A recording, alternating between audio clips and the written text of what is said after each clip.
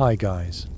Tonight we ease into the long corridors of a medieval winter, and you picture yourself stepping into a royal castle just as a vicious cold settles over the stone.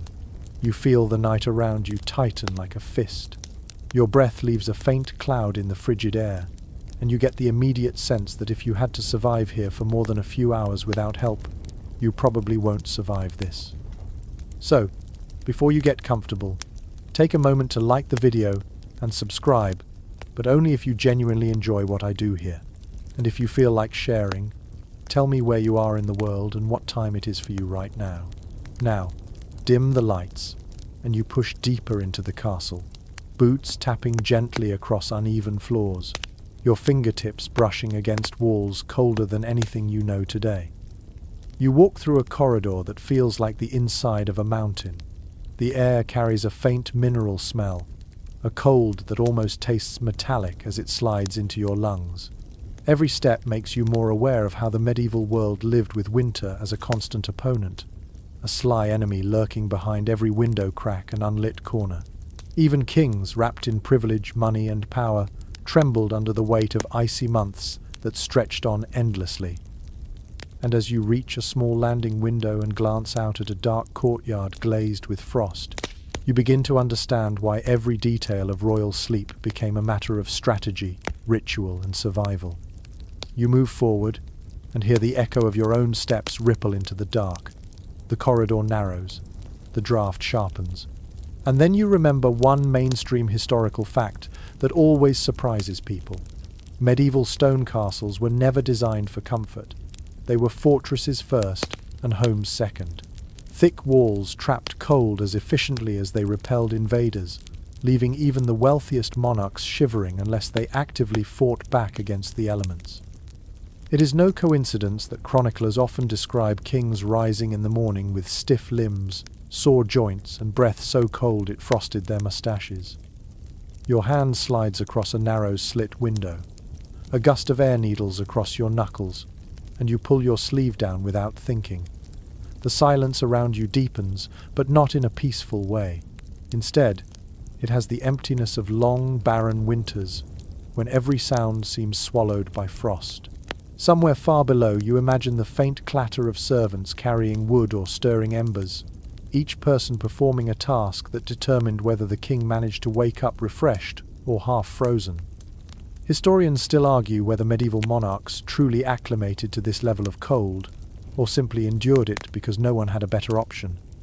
A soft, scraping sound echoes in the distance. You turn your head, half expecting to see a guard or a servant.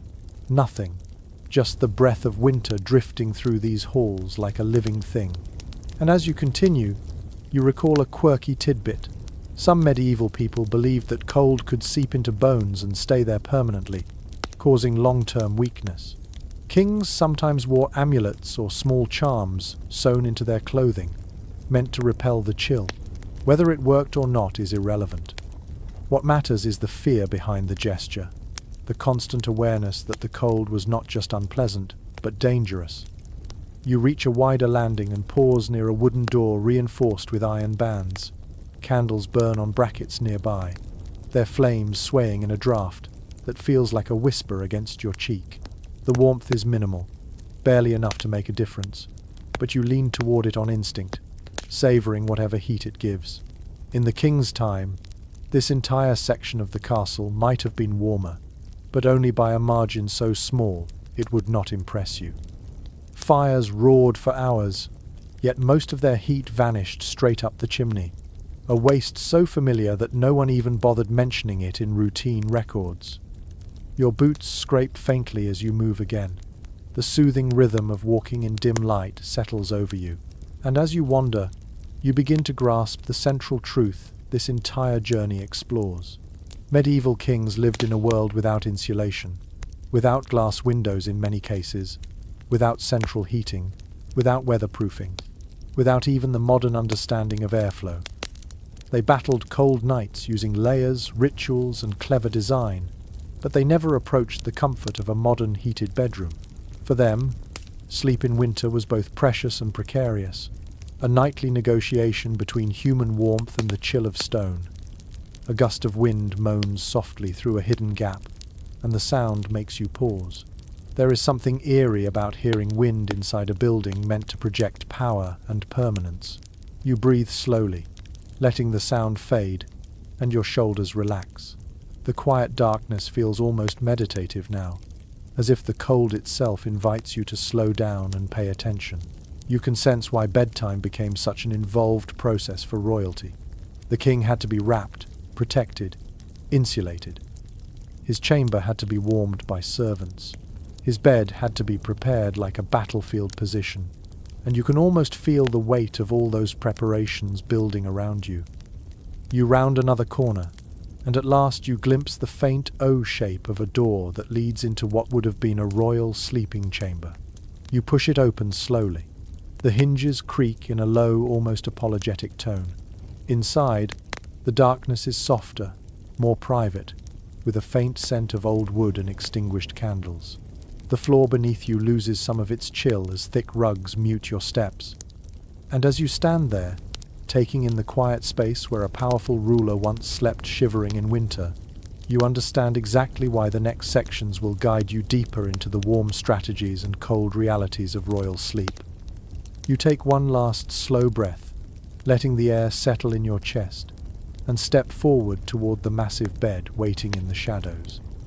You glide deeper into the chamber, and the first thing your eyes adjust to is the immense shape of the royal bed. It rises from the dimness like its own fortress within a fortress, a hulking structure of carved wood, thick posts and heavy drapery that nearly grazes the ceiling. You step closer, and you feel the cool air around you shift, as if even the darkness respects this sleeping beast of furniture.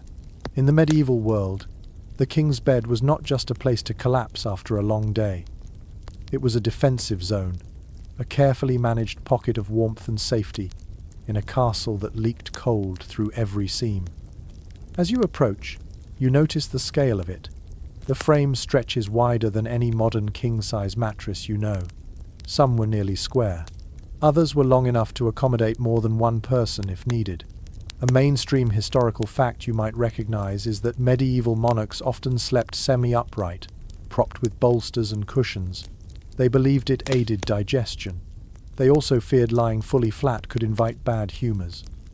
This meant the bed itself had to be built for posture as much as comfort.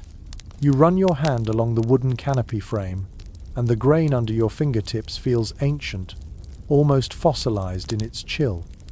Servants once circled this bed like attendants around an altar. They checked the cords that held the underside firm.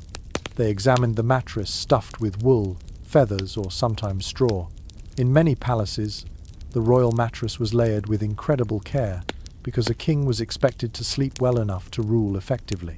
A monarch who shivered through the night might wake irritable or unwell, and that mattered in a world where decisions often hinged on the ruler's personal mood. Historians still argue whether these layers truly offered more comfort than the simpler bedding used by commoners. Some records suggest kings still complained about stiffness. Others celebrate the luxury. You can feel the debate whispering through the silence of this chamber. A quirky tidbit emerges in your mind as you lean close. Some kings added waxed cloth beneath the mattress. The reason was not entirely warmth, it was to block pests.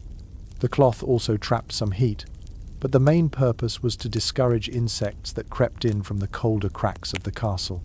You imagine the rustle of those creatures and feel a subtle shiver crawl along the back of your neck. You circle the bed slowly, taking in how imposing it must have seemed to anyone invited into the royal chamber. This was not merely furniture, it was a statement. The bed told the world that within these curtains slept the center of the kingdom. Every inch radiated authority and proclaimed that while the castle might freeze, the monarch enjoyed at least the illusion of warmth. The posts are thick enough to anchor sails. The carvings show leaves, beasts, saints, or heraldic symbols. The canopy frame narrows the space above the sleeping king, trapping heat as effectively as medieval craftsmanship could manage. You stand at the side where servants would have opened the curtains in the evening. Imagine the faint rustle of fabric drawn aside. Imagine the tiny flare of a candle illuminating the bedding. You can almost see the moment when the king stepped close, feeling the heat gathered inside the fabric cocoon. That small pocket of warmth would have been precious during winter. Even a slight rise in temperature meant a better chance at a peaceful night. You place your palm flat on the thick outer blanket folded near the foot. In reality, it would have been warmer, often layered with wool or fur. This bed had to function as an island of heat. Castles might hold fires, but the hearth never heated the entire room.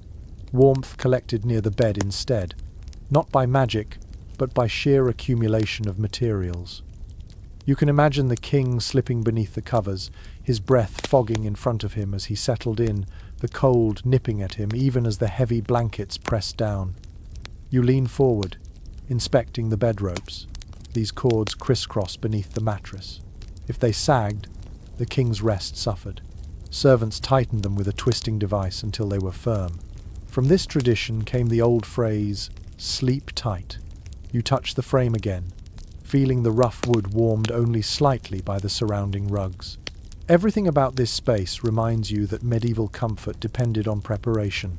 No one simply fell into bed. It was a process. You kneel briefly to examine the rugs beneath your boots. They help absorb heat rather than allowing cold to seep straight upward from the stone. This layering became essential in winter. You can almost feel the change underfoot. The stone beyond the rugs is colder, sharper, biting at your soles. Inside the bed area, the air feels slightly gentler, as if it knows this corner carries a royal purpose. You inhale and pick up a faint scent of old wool and faded herbs that might have been used centuries ago to freshen the bedding. A flicker of candlelight dances along the bed's inner curtains, and you imagine their weight. These were not thin, whimsical drapes. They were thick and often lined with fur or heavy cloth. When pulled fully shut, they created a small tent of warmth around the monarch, trapping the king's body heat and whatever warmth servants had managed to insert beforehand. You run your hand along the inner edge of one curtain. The fabric feels sturdy, meant for survival, not beauty. Your fingertips catch a slight roughness. You pause and realize this might have been where a servant once tied the curtain back. It is easy to picture the quick hands of a chamber attendant, trained to work in near darkness so the king would not be disturbed. You let your hand fall, feeling the cool air gather around your wrist. The bed is grand, yes, but it is also practical. You picture winter nights when storms howled beyond the walls. The king, high in his chamber, likely heard the wind sneaking into the smallest cracks. He may have felt the thin, cold wisps brushing across the floor, climbing the posts, searching for openings between the curtains. The bed acted as a final barrier. Without it, even royalty would have shivered all night. You step back and take in the full sight again. Everything leads inward. The posts, the canopy, the drapery, the mattresses, the blankets, they all draw the king toward warmth. It is striking how much effort went into protecting one person from cold.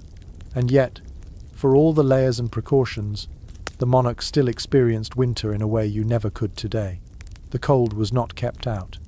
It was merely slowed. You let the moment linger. Then your gaze drifts naturally toward the next element in the room, the blankets waiting to smother the king in heavy layers, and you feel the story pulling you toward that pile of warmth waiting on the mattress. You step closer to the enormous mound of bedding resting on the royal mattress, and you immediately sense just how central layers were to surviving a medieval winter. The pile does not look delicate or graceful. It looks heavy, purposeful, almost like soft armor stacked for nighttime battle. You reach out and press your fingers into the topmost blanket. It yields slowly, resisting with a dense, reassuring weight. In this world of icy corridors and stone walls that hold cold like a secret, these layers are the king's first real defense. You lift a corner of the nearest coverlet. It is thick wool, coarse enough to prickle your fingertips, yet soft in that dependable medieval way. You imagine it being woven by skilled hands who understood that warmth was not a luxury, it was survival. A mainstream historical fact comes to mind. Medieval elites used textiles in astonishing quantities. Royal accounts show that some monarchs owned dozens of blankets and quilts, often made from expensive dyed wool or imported fabrics. These were prized possessions, guarded carefully, repaired repeatedly, and stored with herbs to keep moths away. You let the wool fall back, then slide your hand under another layer. This one feels smoother, perhaps lined with linen. Beneath it lies something far heavier. You pull it up slightly and feel the unmistakable heft of fur. Kings favoured furs for warmth in winter, not only for their insulating ability but also for status. Sable, ermine, fox and even beaver-lined beds throughout Europe. The fur layers trapped body heat so effectively that once the king settled beneath them, the warmth built slowly and steadily, making the cold of the room seem far away. Historians still argue whether fur bedding was more common among northern kings than southern ones, or whether these traditions depended more on personal taste than climate. The record offers hints, but no definitive answer. As you sift through the layers, you encounter a quirky tidbit that brings a faint smile. Some royal households stitched bells, or small charms, into the corners of blankets to ward off spirits believed to slip in during the coldest nights. Whether the king actually believed in these charms or simply tolerated them because they amused the staff, you cannot say. But the thought of a monarch wrapped in blankets that jingled faintly when adjusted adds an unexpectedly human detail to this heavy bedding. As you sift through the layers, you encounter a quirky tidbit that brings a faint smile. Some royal households stitched bells, or small charms, into the corners of blankets to ward off spirits believed to slip in during the coldest nights. Whether the king actually believed in these charms or simply tolerated them because they amused the staff, you cannot say. You fold back a corner of the top blanket and notice stitching so small it nearly disappears into the weave. These blankets were not simply bought, they were maintained. Royal tailors and laundresses worked tirelessly to keep them usable. Washing heavy wool in winter was nearly impossible, so they brushed, aired, and beat the blankets to clean them. You imagine servants shaking them outside during daylight, flakes of snow drifting from the folds, each shake sending small clouds of dust swirling in the pale light. You climb onto the edge of the bed, placing your weight gently upon the firm surface. The layers compress, but do not flatten. The structure beneath is strong. Even the mattress, often stuffed with feathers for kings, offers resistance. You lie back briefly, just to feel the sensation. The blankets sink around you with a reassuring density. It is not like modern bedding, light and fluffy. This is weighty enough to pin you slightly. That heaviness helps hold warmth close, cocooning you in a pocket of heat, while the air outside remains sharp and unforgiving. You imagine the king slipping under these covers. It must have been a slow, deliberate process. Servants often helped arrange the layers over him, adjusting them until the monarch was properly buried in warmth. You can almost hear the soft rustle of fabric, the faint grunt of a servant lifting a heavy fur quilt into position. In winter, layering was a science. Too few blankets meant shivering. Too many meant sweating and discomfort. The right balance had to be found each night. You shift slightly, noticing how the air cools instantly when you expose even a small part of your body. The medieval king experienced the same. If he kicked off a blanket in his sleep, a freezing draft sneaked in. That sudden chill could wake him, or at the very least make the night far less restful. You picture the king half asleep, tugging the covers tighter, cocooning himself in warmth while the wind outside scraped against the shutters like claws. You sit up slowly, running your hand along the outermost layer again. It feels like a barrier between you and the harsh world beyond these walls. You understand why layering became an art form in royal households. Some layers were decorative, embroidered with golden thread or edged with velvet. Others were purely functional, thick and plain. The true power came from their combination. As you picture the complexity of these coverings, you marvel at how much effort went into something as simple as staying warm. You shift closer to the head of the bed and notice several cushions piled neatly. These too played a role. By propping the king upright, they allowed warm air to remain trapped around his chest. If he reclined too far horizontally, heat could escape more easily. This posture also helped him breathe better in cold, dense air. You imagine the king adjusting these cushions with a sleepy grunt, seeking just the right position. You lean forward and rest your hand lightly on the fur layer again. It is soft beneath your fingertips despite the thickness. The fur holds a subtle warmth, even now, simply from its natural insulation. You think of all the animals whose pelts once lined royal beds. A strange mix of admiration and melancholy flickers in your chest. Cold demanded sacrifice in medieval times. Warmth always had a price. You let the layers settle back into place, watching how they fall silently into soft hills and gentle folds. Then you step down from the bed, your boots meeting the rug with a muted thump. The bedding seems to breathe, waiting for the next moment someone will slip between its layers. You turn slightly, your gaze drifting toward the heavy curtains that hang around the bed.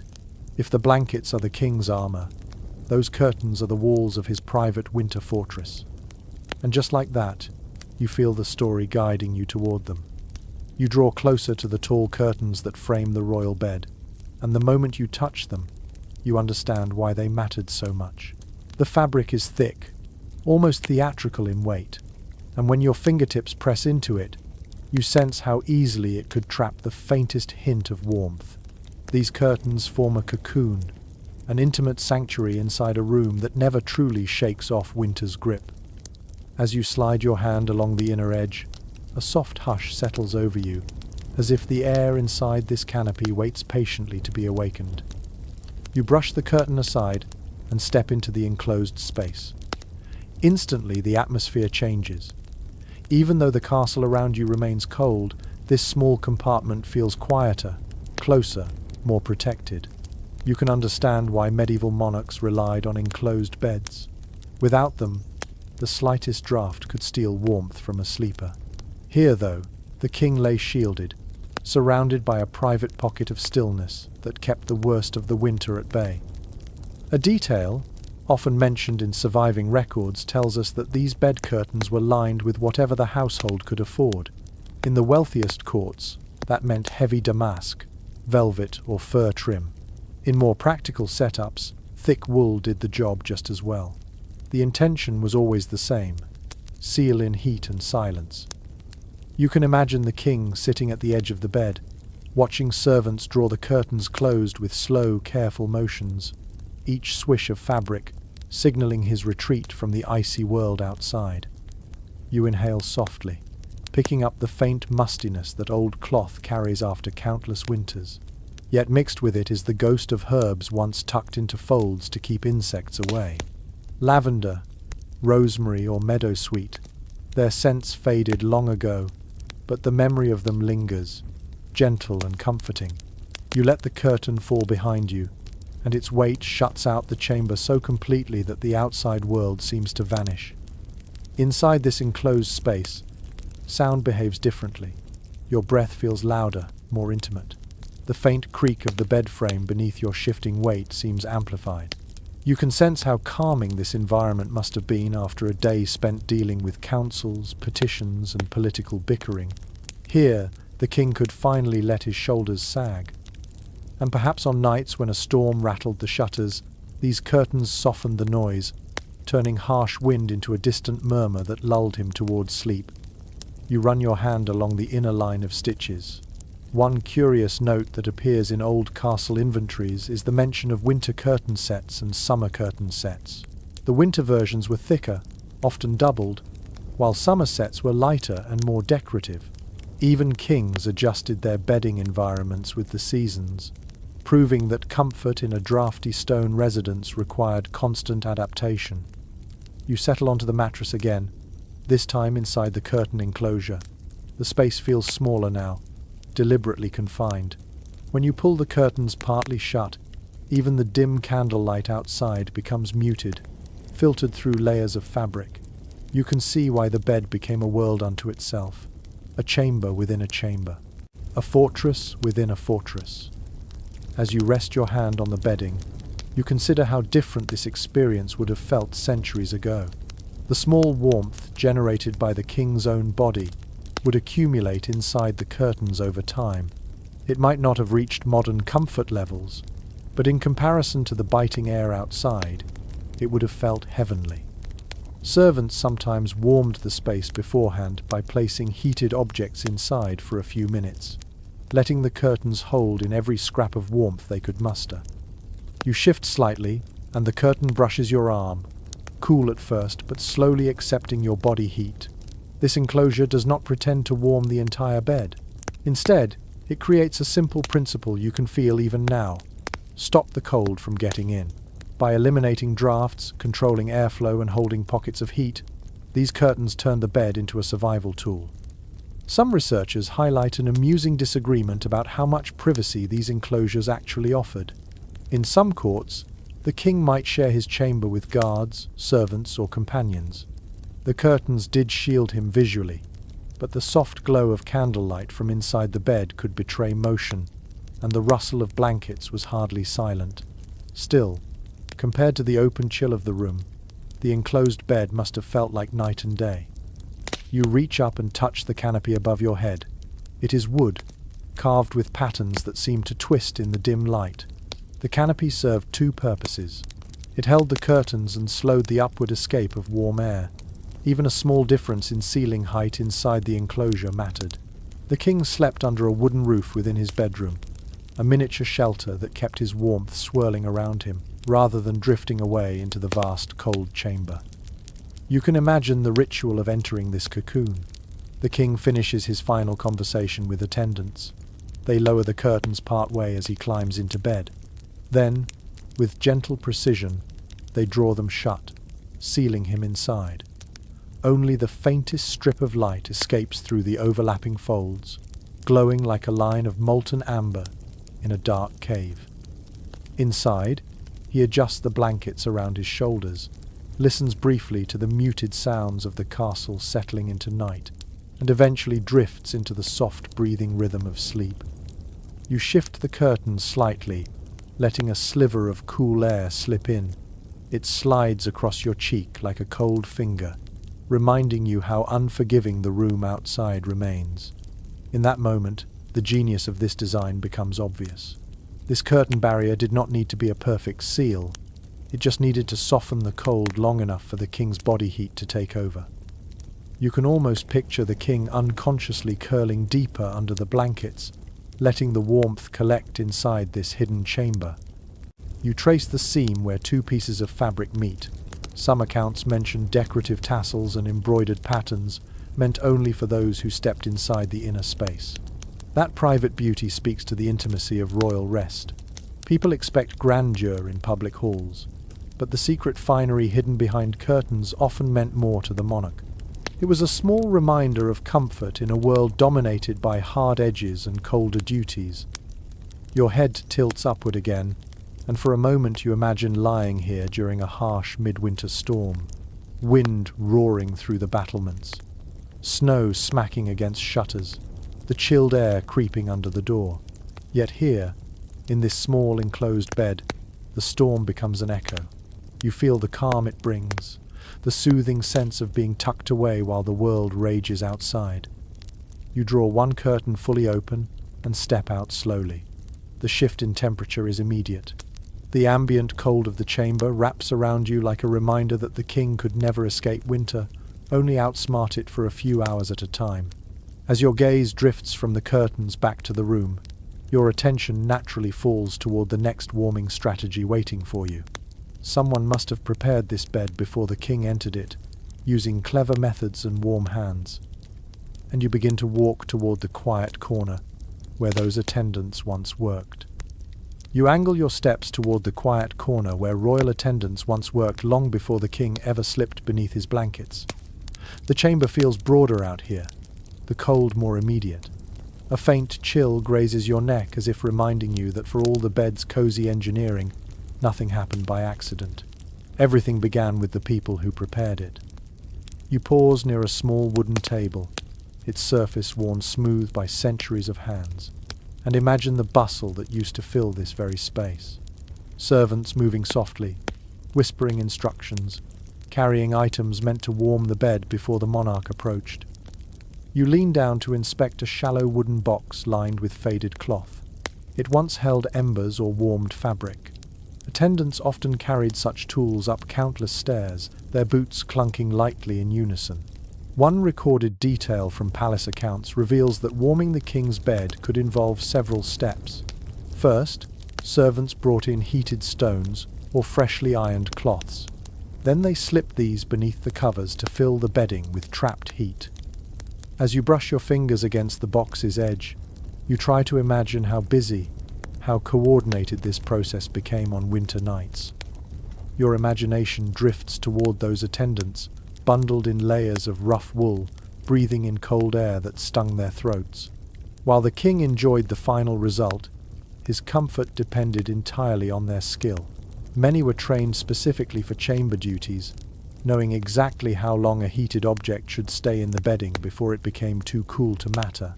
Some of these attendants acted almost like human heaters themselves.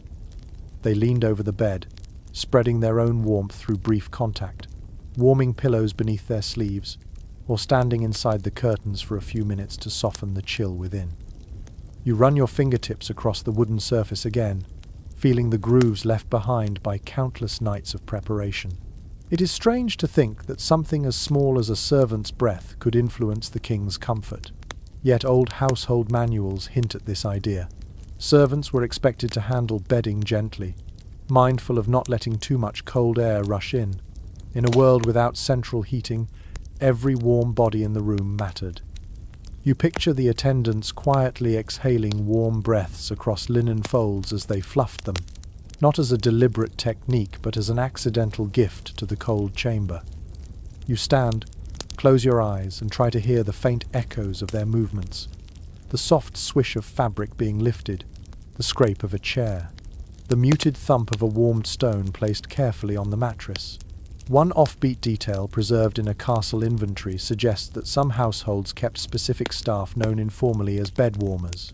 Their tasks involved testing the bed's temperature with their own hands or cheeks, adjusting the layers until they judged it suitable for the monarch.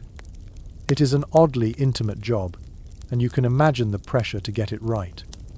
A draft curls around your ankle, nudging you to move closer to the edge of the bed where attendants would have gathered. You press your palm onto the mattress again. The cold seeps up instantly, reminding you of why the preparation mattered. Without careful preheating, the king might have recoiled the moment he touched the bed. Cold bedding was not just uncomfortable. It could stiffen joints, worsen aches, and risk illness in a period when winter ailments posed real dangers.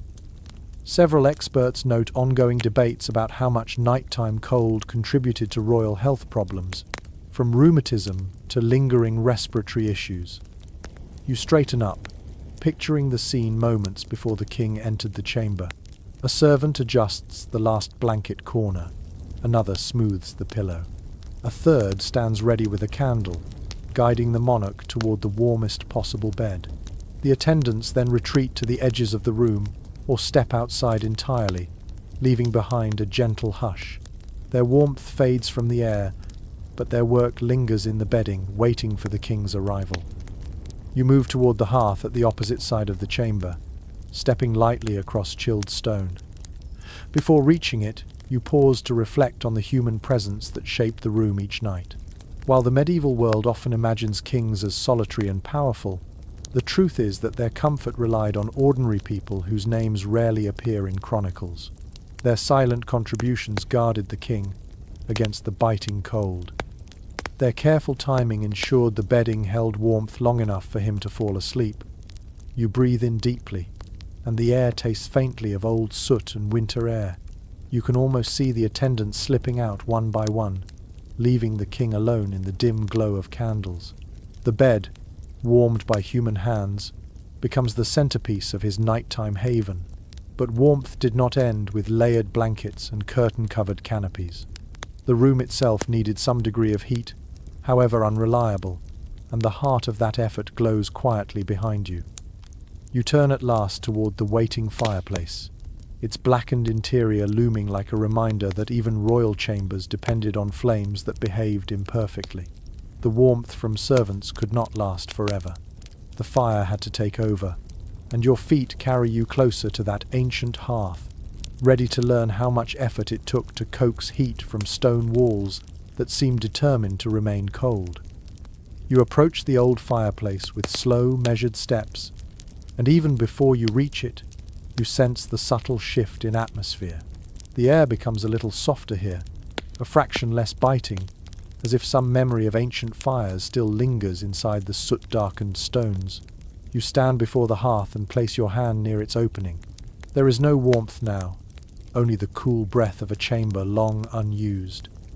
Yet you imagine the flames that once roared inside it, struggling to push back the winter cold that seeped relentlessly through the castle walls. You crouch slightly to study the firebox. It is large enough to hold stout logs, but not designed to heat the room evenly. Fireplaces in medieval castles were temperamental. They smoked one night, blazed too fiercely the next, and sometimes behaved like sullen beasts refusing to warm their keeper. One practical detail preserved in period building accounts tells us that royal hearths required constant tending.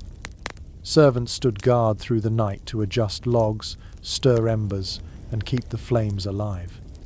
Without them, the temperature in the chamber dropped with startling speed. Your eyes trace the tall chimney stretching upward. You tilt your head, imagining how much heat escaped straight through that funnel. The medieval world lacked the efficiency of modern fireplaces. Much of the warmth soared into the night sky, leaving the king with only a fraction of the fire's output. This inefficiency is one reason the bed curtains mattered so deeply. The fireplace could glow brightly, yet the far corners of the room stayed cold enough to chill water left in a bowl overnight. You rise and extend your arm toward the stone mantel. Its surface is worn smooth, not by ornamentation but by generations of hands leaning in to warm themselves.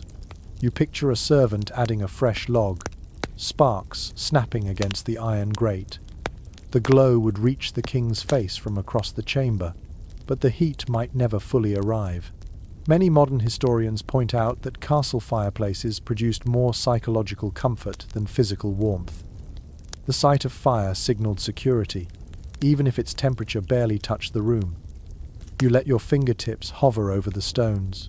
The texture feels dry, rough, like an ancient reptile's hide. Between the darker patches, a hint of reddish-brown clay peeks through, suggesting repairs made long ago. Your thoughts wander to an unusual reference found in a household roll from a royal estate. It mentions a specific mixture of herbs burned on cold nights, not for heat but for scent. The smoky sweetness of juniper or sage helped mask the odors of damp wool and wet boots.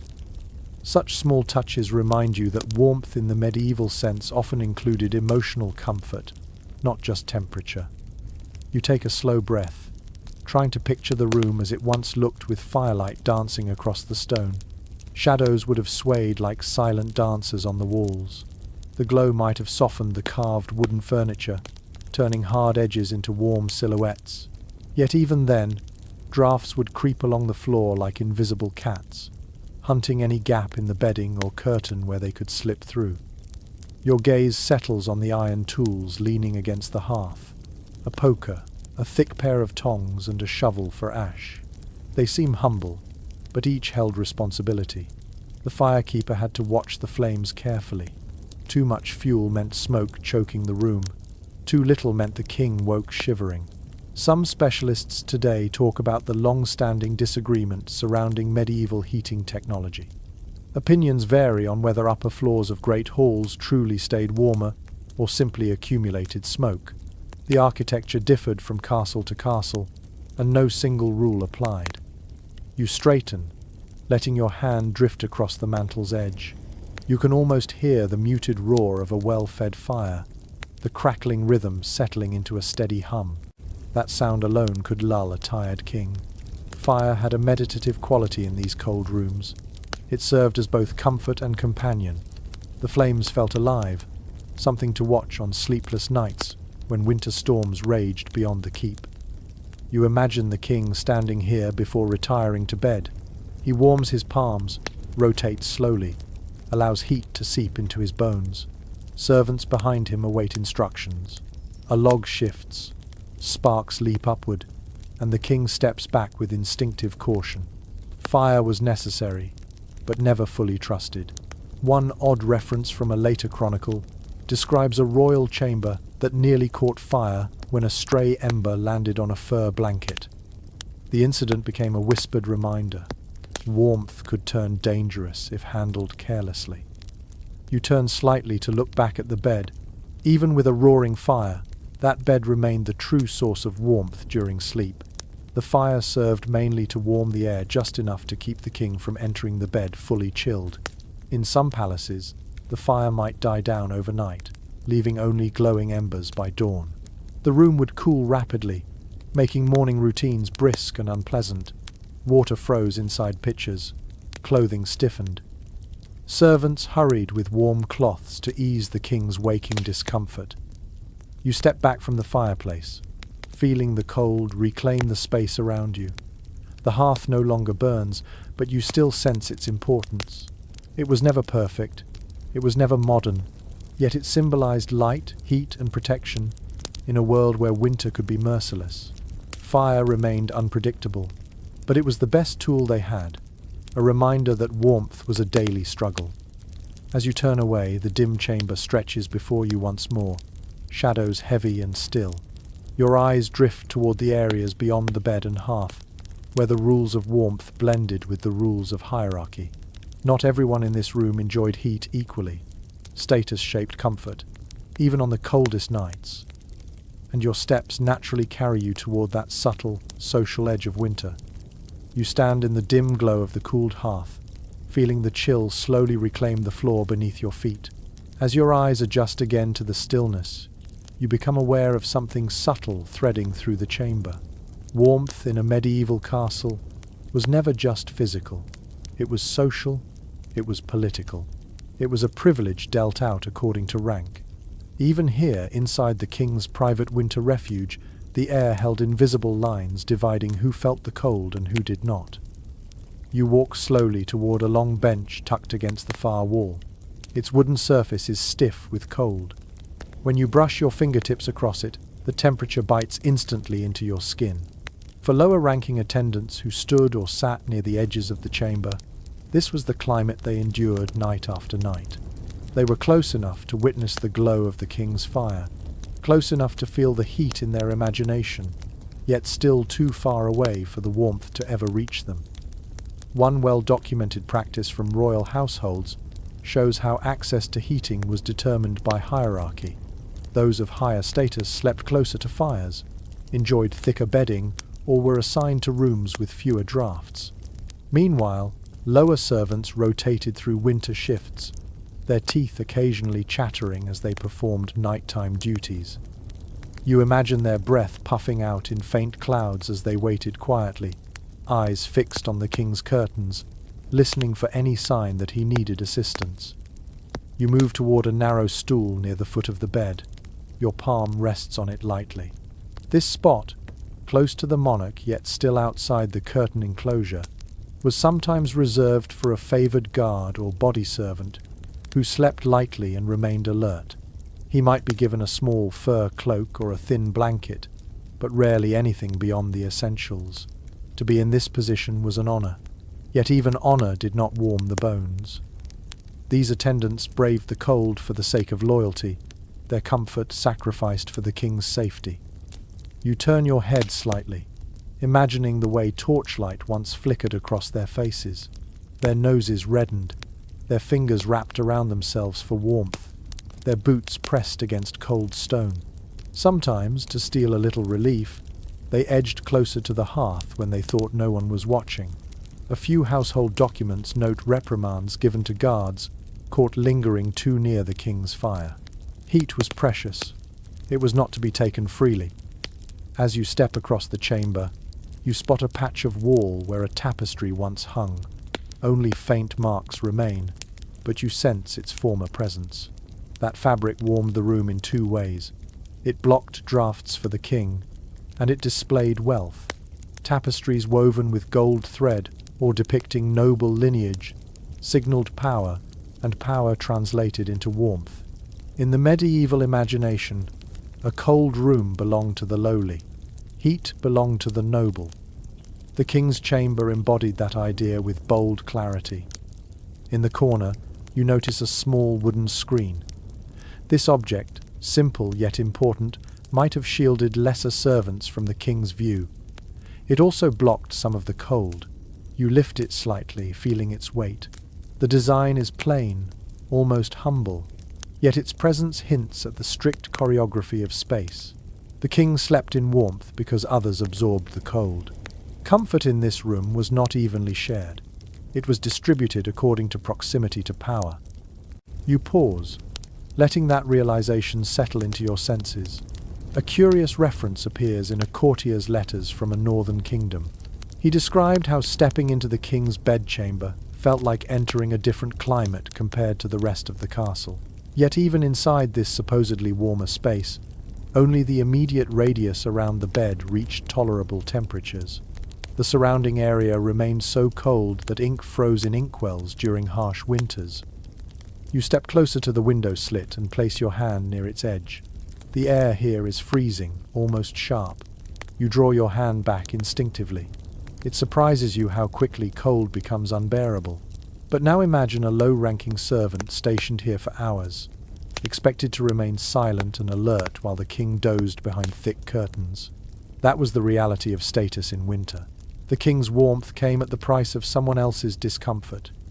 Turning away from the window, you picture the subtle body language of the people in this chamber, the way they huddled discreetly to conserve heat, the way they held their fingers close to small candles for a moment of fleeting warmth, the way they shifted weight from one foot to the other to keep numbness at bay. They could not complain. They could not request thicker blankets or extra logs. The social order wrapped around them as tightly as the king's fur-lined covers wrapped around him. You walk once more past the tapestry marks and rest your hand against the cold stone. A soft hum of wandering thought passes through your mind. While modern listeners think of royalty as enjoying endless comfort, the reality was more nuanced. The king did have warmth, but it was orchestrated warmth, dependent on dozens of people performing silent tasks.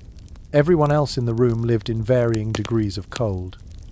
Some historical accounts hint that the difference in temperature between a king's bed and the surrounding chamber could feel almost symbolic.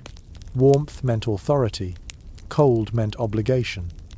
Your steps carry you back toward the center of the room, where the temperature feels less brutal.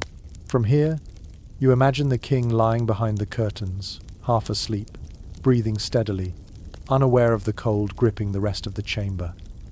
The attendants watched him with quiet devotion, sometimes fighting sleep themselves, sometimes silently praying that dawn would come soon so they could escape to the lower quarters where at least the body heat of many servants gathered in one place provided a crude sense of warmth. You take a slow breath, letting the air whisper into your chest. The silence here is deep, almost ceremonial. You sense the delicate balance the king's household maintained each night. His comfort relied on a web of social roles, all arranged carefully according to rank, obedience, and loyalty. As you turn your head, your attention naturally falls toward another detail of winter survival, what the king actually wore to bed. After all, external warmth was only half the story. The other half rested on the garments he pulled close to his skin before slipping between the layers. With a gentle step, you begin to move toward the small chest holding those garments, ready to discover what nightwear truly meant for a medieval monarch. You walk toward the low wooden chest near the inner wall, its surface dulled by age, its iron fittings cold beneath your touch. When you lift the lid, a faint sigh of chilled air escapes, brushing your face like a subtle reminder that even clothing stored indoors could feel icy in winter. Inside, folded carefully, lies the king's nightwear. At first glance, the garments appear simple, but when you lift one by the shoulders, the fabric reveals its purpose instantly. It is heavier than you expect, thicker, designed to seal warmth close to the skin. You run your fingertips across the linen. The weave feels tight, dense, nothing like the airy material used for summer. A great deal of historical wardrobe evidence points out that winter linens for the upper classes were often deliberately crafted from finer, warmer flax, beaten soft through repeated washings. The result was a garment that hugged the body without scratching, a crucial comfort when the cold crept relentlessly through stone. You hold the nightshirt up toward the faint candlelight, observing its length. It falls nearly to the calf. Medieval kings did not sleep in short, tidy garments. They needed coverage. The oversized cut allowed for movement under blankets while still trapping warm air around the torso and legs. Some garments even included small ties or inner gussets to keep them from shifting excessively during sleep. You imagine the king sliding into one of these long shirts, the cool touch of linen making him shudder at first, only to warm gradually as his body heat seeped into the fabric. As you set the nightshirt aside, your hand brushes another folded layer beneath it, and you pull out a padded underjacket. It resembles a soft doublet, stuffed lightly with wool. One intriguing detail from textile specialists notes that padding served not only to warm, but also to mimic the comforting pressure of heavy bedding for nobles accustomed to travel. When a king found himself in a draftier residence, the padded layer offered a portable bit of reassurance. You hold it to your chest and feel its gentle weight. It is not thick enough to overheat, but substantial enough to guard the king's core warmth. Next, you uncover a pair of woolen hose. They would have reached up the leg and tied at the waist beneath the nightshirt. The wool is surprisingly soft, showing that only the highest quality fibers touched royal skin at night. You slide your hand inside one leg and feel how quickly the fabric warms with contact. Imagine the king, one foot slipping into the cold wool, suppressing a grunt of discomfort, and then gradually relaxing as heat gathers. These hose were essential. Without them, even the thick blankets and heavy bed curtains could not fully prevent the sharp sting of cold against bare legs. Beneath the hose lies a fur-lined nightcap. You lift it gently, its interior brushed with some long softened pelt. Warmth escapes through the head faster than through most of the body, so despite their regal pride, many kings wore caps to bed. Surviving illustrations of royal bedchambers often depict monarchs with soft caps tied loosely beneath the chin. It is a strangely endearing image, not majestic, not intimidating, just practical. A ruler tucking himself in like any other human trying to survive winter. You slip the cap over your hand and imagine the sensation it once offered, that immediate relief as the fur hugged the scalp, shielding the king from the cold drafts swirling overhead. You are struck by the tenderness of the idea. A head covering seems so small, yet it played a crucial role in preserving body heat. Small comforts often meant the difference between restful sleep and a miserable night. You return the cap to the chest and pick up a small cloth bundle tucked neatly into a corner. When you unfold it, you find soft, fingerless gloves. They appear humble, perhaps even odd by modern standards, yet they served an important purpose. The king sometimes read or signed documents in bed during winter evenings. These gloves kept his hands warm enough to hold a quill without trembling. The fingertips remained uncovered to allow precision.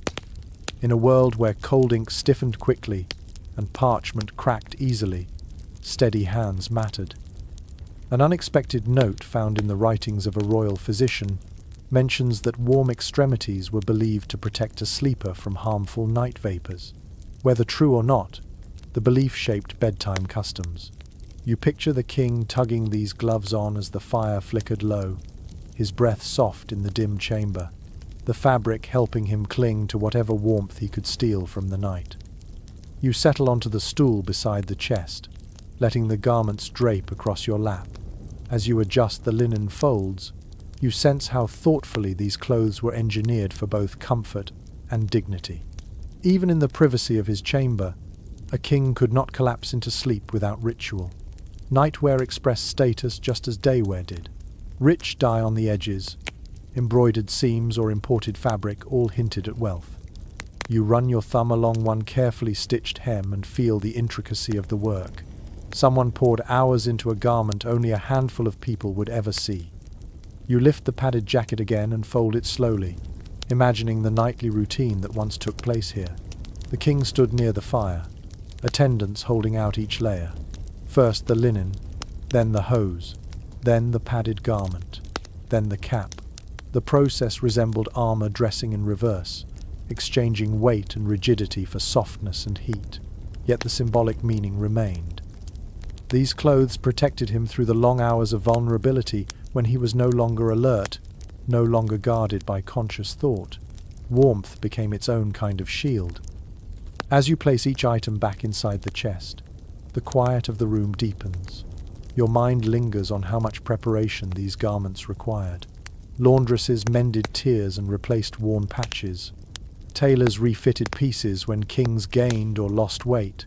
Fabric had to be aired but not left too long in the cold. Everything demanded careful timing. These nightclothes were far from simple.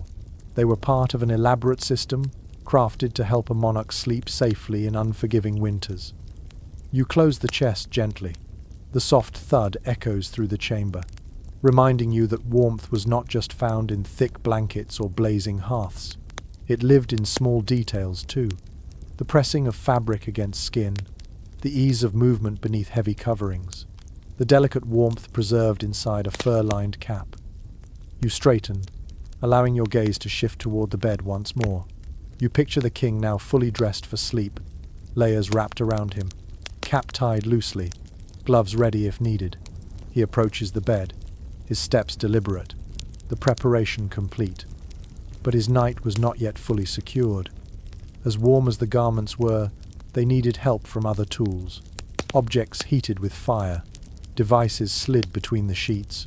Quiet methods, both clever and risky, used to keep the cold from stealing away those first fragile moments of rest.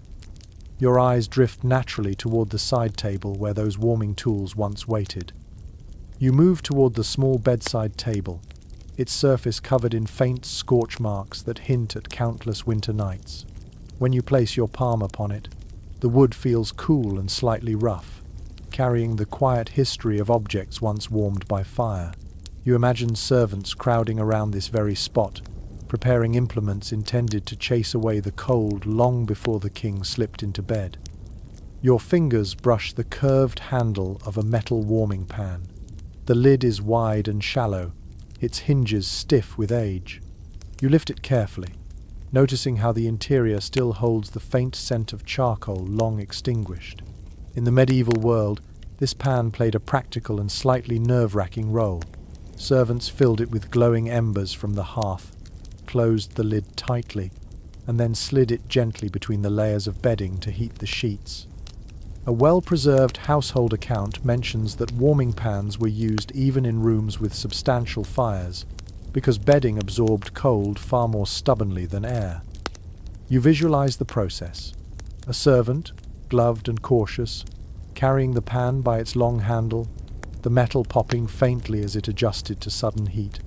The servant would slip it beneath the blankets, moving it in slow, circular motions to avoid scorching the mattress. The idea seems simple, yet the risks were real. Beds sometimes caught fire when a pan rested too long in one place. One servant in a royal household reportedly faced severe punishment after singeing the king's fur quilt, a reminder that warmth demanded constant vigilance.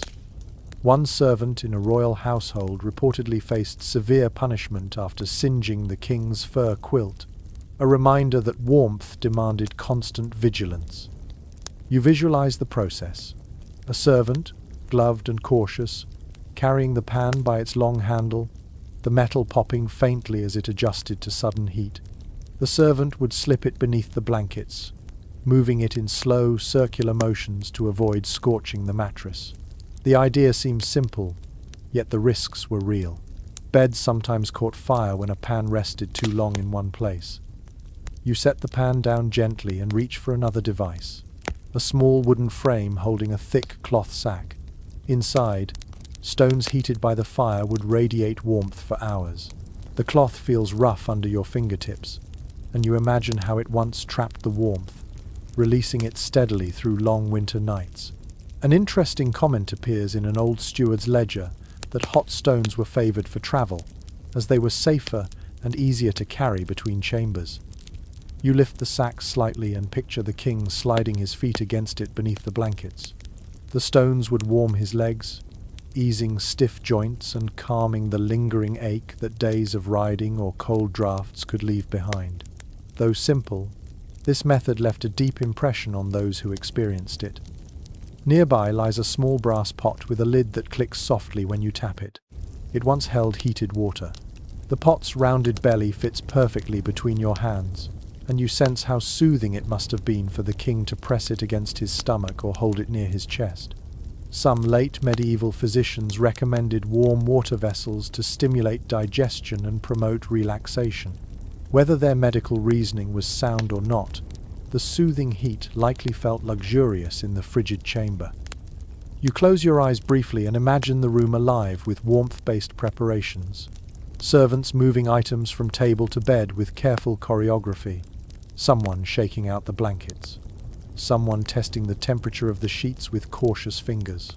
Someone checking that embers inside the warming pan glowed but did not flame. These preparations took time. The king never simply walked into his chamber and slept. Warmth had to be coaxed, curated, almost negotiated with the cold. Your gaze shifts toward a pair of small iron cups resting beside the pot. Their flat bottoms and narrow openings suggest they once held buzzing coals placed specifically under footstools or near the king's legs before he entered bed. Not as hot as an open pan, not as gentle as hot stones. These tiny braziers provided focused warmth. A surviving description from a court visitor marvels at how the king's feet never touched cold ground because attendants positioned heated objects along his path. You pick up one of the cups. The metal is smooth yet thick, built to endure repeated heating. You imagine the faint glow that once radiated from it, illuminating the king's nightclothes in soft orange. Even so, such tools came with hazards. A careless movement could tip one over. A stray spark could leap unexpectedly. Experts today note differing opinions about how common accidents truly were, as records often mention disasters only when they involved high-ranking individuals. Whatever the truth, you can sense the underlying caution that must have hung in the air each night. You lower the cup and look at the entire collection of warming devices. Together, they represent a world where surviving winter inside a stone castle demanded creativity. Fire alone could not shield a sleeper from the cold. Heat had to be carried, stored, tucked into corners, slipped beneath covers, and placed strategically around the room. Without these tools, even the king's bed would have felt like a glacier at night. You return your hand to the warming pan one more time. You imagine the soft scraping sound of metal sliding beneath blankets, the faint crackle of live embers trapped inside, the cautious eyes of the servant who guided it. You can almost feel the mix of pride and fear in that task. Warm the bed perfectly, and the king sleeps well. Make one mistake, and the monarch could wake to disaster. You set the pan down carefully and straighten your posture. As you look toward the bed again, the thought settles quietly in your chest. The king's warmth did not come from a single source. It came from layers of effort, from tools both brilliant and risky, from hands that shaped every detail of his rest. Your gaze drifts naturally from the devices on the table toward the far corner of the chamber, where another method of holding warmth quietly waits. A more ancient method. A method rooted not in fire or metal, but in the earth itself. With quiet steps, you begin walking toward the warm memory of heated stones resting in the shadows. You make your way toward the far corner of the chamber where a low shelf sits tucked beneath an arch of stone. The air feels colder here, untouched by fire or human breath. Yet the objects before you carry the quiet memory of warmth drawn from the earth itself. You kneel slowly, letting your fingers glide over several smooth, rounded stones, arranged neatly as if awaiting their next use. They are ordinary in appearance, but your fingertips sense faint stories in their cool surfaces. You pick up one stone. It is heavy enough to rest solidly in your palm, its edges softened by time and repeated heating. Long before metal warming pans became widespread, heated stones were one of the most reliable tools available. Household records from various castles mention that stones were placed near the hearth until they glowed with inner warmth, then wrapped in cloth and set beneath the covers to create a lasting pocket of heat. As you cradle the stone in your hand, you feel its chill giving way slightly beneath your touch, hinting at how quickly these stones once radiated comfort after absorbing fire's energy. You turn the stone gently. It fits the shape of your hand in a satisfying way. This simplicity is what made them beloved. Stones were abundant. They held heat for a long time. They posed fewer risks than ember-filled pans, and they could be moved quietly, allowing attendants to adjust the king's bedding with almost no noise. One curious observation found in a castle steward's notes describes how certain stones were favored over others for their ability to retain heat. Some households even gave them nicknames, treating them almost like trusted companions during winter. You place the stone back on the shelf and lift another, slightly larger. Its surface is smoother, as if polished by years of cloth wrappings. When you hold it close, your mind drifts to the moment it would have been pulled from the fire, glowing faintly, releasing wisps of steam from moisture trapped inside, making that soft crackling sound that signals heat spreading through its core. A servant would have handled it with thick gloves, transferring it quickly to a wool cloth or fur pouch, then hurrying to the bed so the warmth would not fade before reaching the monarch. You imagine the king lying beneath his heavy blankets, as servants slipped warmed stones near his feet, along his sides, or even under the mattress. This slow release of heat must have felt profoundly soothing. Instead of sharp warmth or unpredictable sparks, stones provided a stable, gentle radiance that encouraged deep rest. Several researchers writing about medieval household management mention ongoing discussions about how long stones could maintain their warmth. Estimates vary wildly depending on the type of rock and how it was used, which only adds to the quiet mystery of this ancient technique. You reach for a cloth lying beside the stones. It is frayed at the corners now, but once it would have been thick, perhaps lined with wool. You fold it once, twice, feeling how it would have insulated the stone just enough to prevent burns, while still allowing warmth to radiate outward. Imagine the king shifting slightly in his sleep, brushing his leg against the wrapped stone, feeling that comforting glow seep into his muscles. The warmth would fade slowly through the night, but its presence made those first hours of rest far more bearable. You return the cloth to its place and study the variety of stones. Some are small, perfect for placing near hands or feet. Others are broad, ideal for tucking near the hips or lower back.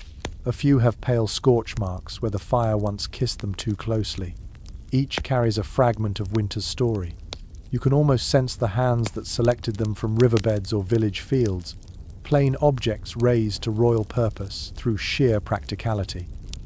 You lift a notably flat stone and press it gently against your palm. In the cold room, even its lingering chill feels grounding. You picture the king on particularly harsh nights asking for multiple stones. Attendants would rush to reheat those that had cooled. For a monarch battling the stiffness of age or the aches of warfare, warm stones offered relief modern heating rarely replicates. The pressure and weight added a kind of physical reassurance that soothed restlessness. A soft gust of wind leaks through a tiny crack in the wall, brushing past your cheek. The contrast between the cold air and your imagined warmth makes you more aware of how desperately these stones were needed. Without them, the bed would have remained an icy cradle, impossible to settle into. Fire alone could never heat the mattress. Layers alone could not conquer the chill. Stones bridged that gap, giving the bed a heartbeat of warmth drawn directly from the hearth. You place the stone on the shelf again and notice a small wooden bowl beside it. Inside are fragments of herbs, lavender, thyme, a hint of chamomile. Though now dry and colourless, they once scented the cloths that held the stones, creating soft aromas that mingled with warmth.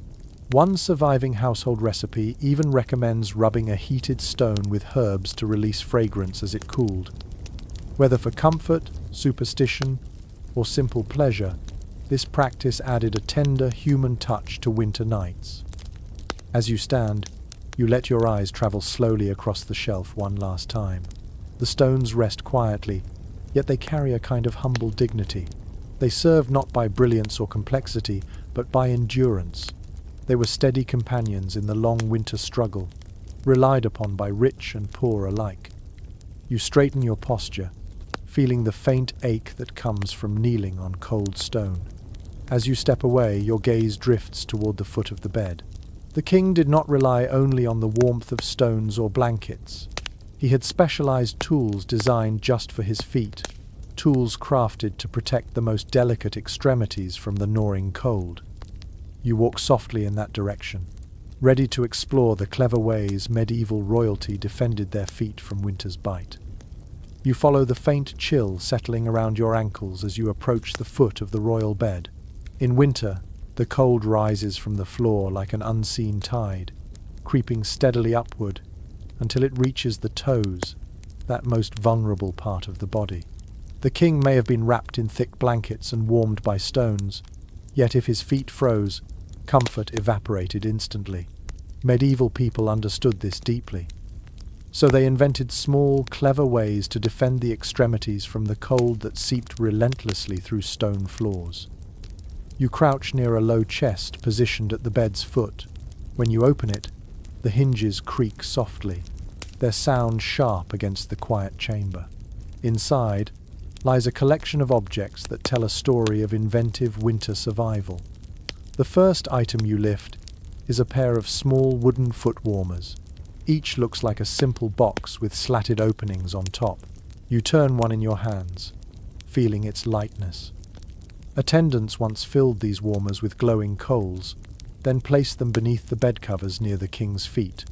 As long as the embers stayed contained and the lid remained shut, the device offered a gentle, lasting heat without the danger of open flame. You set the warmer aside and trace the outline of soot that still clings to the slats. An old royal inventory mentions that these warmers were checked frequently through the night. Embers cooled, and servants slipped in silently to refresh them. A small ritual repeated over and over until morning. Without this vigilance, even the warmest bedding could not shield the king from the icy draught that crept under the bed frame. Next you lift a pair of fur-lined foot boots. They are soft, flexible, and shaped almost like modern slippers, though taller and thicker. Their inner lining still carries a faint sense of gentle fluff when you slide your fingers inside. These boots were essential for traveling kings who slept in unfamiliar chambers where drafts came from unpredictable directions. One preserved piece of correspondence between royal attendants describes how the king insisted on wearing these boots even in bed during midwinter stays in mountainous regions. The idea seems humorous at first, but when you feel the interior warmth of the boots against your fingers, you understand the logic instantly. You place the boots beside the warmer and reach again into the chest. This time, you lift a pair of knitted socks. They are made of dense wool, the kind that traps heat even when damp. A note from a medieval wardrobe roll explains that royal socks were often doubled during winter, meaning the king wore 2 layers at once. You imagine him sitting at the bedside, pulling them on with a tired sigh, the first layer prickling slightly before it softened, the second adding weight and protection. With each layer, the cold receded a little more. You hold one sock near your cheek for a moment, feeling its coolness slowly respond to your skin. It strikes you that warmth in medieval times relied heavily on insulation rather than direct heat. Keep the cold out, trap whatever warmth you produce, and survive until morning. These socks embodied that philosophy. They may not have seemed luxurious, yet they were crafted with royal precision. Thicker knitting near the toes, reinforced heels. Ribbing that held snugly without cutting off circulation. As you place the socks down, your hand brushes a small leather pouch containing herb mixtures. When you open it, the faint scent of crushed juniper and marjoram escapes, surprisingly persistent after centuries. These herbs were sometimes tucked into foot warmers or rubbed on the inside of boots. A reference found in an old herbal manuscript suggests that warm scents were believed to improve circulation. Whether or not that idea held scientific merit, the combination of heat and fragrance surely comforted the king as he settled into bed, his feet wrapped in layers of fabric, fur, and heated tools. You sit for a moment on the edge of the bed and imagine the nightly choreography. A servant positions the foot warmer beneath the blankets. Another helps the king slip into his fur boots or thick socks. A third tugs the blankets downward, sealing in heat around the legs. All this care for something as small as feet tells you how real the cold was in these chambers. The chill did not simply inconvenience, it tormented. And if a king's feet grew numb in the night, he might lose sleep or wake with stiffness that affected his duties the next day. You lean forward and slip your own hand beneath the covers, picturing the warmth that once gathered at this very spot. The air beneath the blankets feels slightly insulated, even now. Imagine it filled with gentle heat from coals below, the comforting pressure of blankets above, and the soft embrace of wool around the toes. In that pocket of warmth, the king found a small refuge from winter's grip. You stand again and regard the items spread across the chest. Foot warmers, fur boots, heavy socks, herbs. They create a quiet picture of medieval innovation. Not grand inventions, not extravagant luxuries, just practical solutions, shaped by centuries of cold nights in stone-built halls. Your gaze shifts toward the side of the room where the torchlight flickers faintly against the walls. It reminds you that warmth did not come alone. It arrived partnered with scent, smoke, and lingering after-effects of burning fuel, each influencing the atmosphere of the king's chamber in ways both pleasant and suffocating.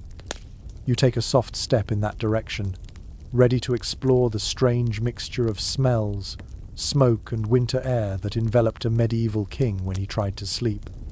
You move toward the darker side of the chamber, where the smell of old soot lingers faintly in the air, blending with the earthy scent of stone. As you take a slow breath, you notice how the atmosphere shifts. Medieval warmth always came with a companion: smoke. Even in a royal bedchamber, the air was never perfectly clean. It carried traces of burning wood, scattered herbs, damp wool, and the faint human presence of servants slipping in and out through the night. You pause near the fireplace again. Its interior is blackened, cracked in places from centuries of heat, and as you stand before it, the ghost of old smoke rises in your imagination. Castle fires rarely burned without incident. They hissed, they spat, and they filled the room with a hazy film that clung to clothing and hair. Many chronicles mention how even well-designed chimneys could draw poorly on windy nights, causing smoke to billow straight into the chamber. You can imagine the king coughing softly, waving a hand to clear the air while attendants scrambled to adjust dampers or reposition the logs. You take a soft step in that direction, ready to explore the strange mixture of smells, smoke, and winter air that enveloped a medieval king when he tried to sleep. As you place the socks down, your hand brushes a small leather pouch containing herb mixtures. When you open it, the faint scent of crushed juniper and marjoram escapes, surprisingly persistent after centuries. These herbs were sometimes tucked into foot warmers or rubbed on the inside of boots. A reference found in an old herbal manuscript suggests that warm scents were believed to improve circulation.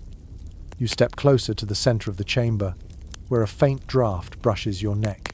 It carries the clean bite of winter air mixed with a hint of damp stone, reminding you that even with a roaring fire, the cold always found its way inside.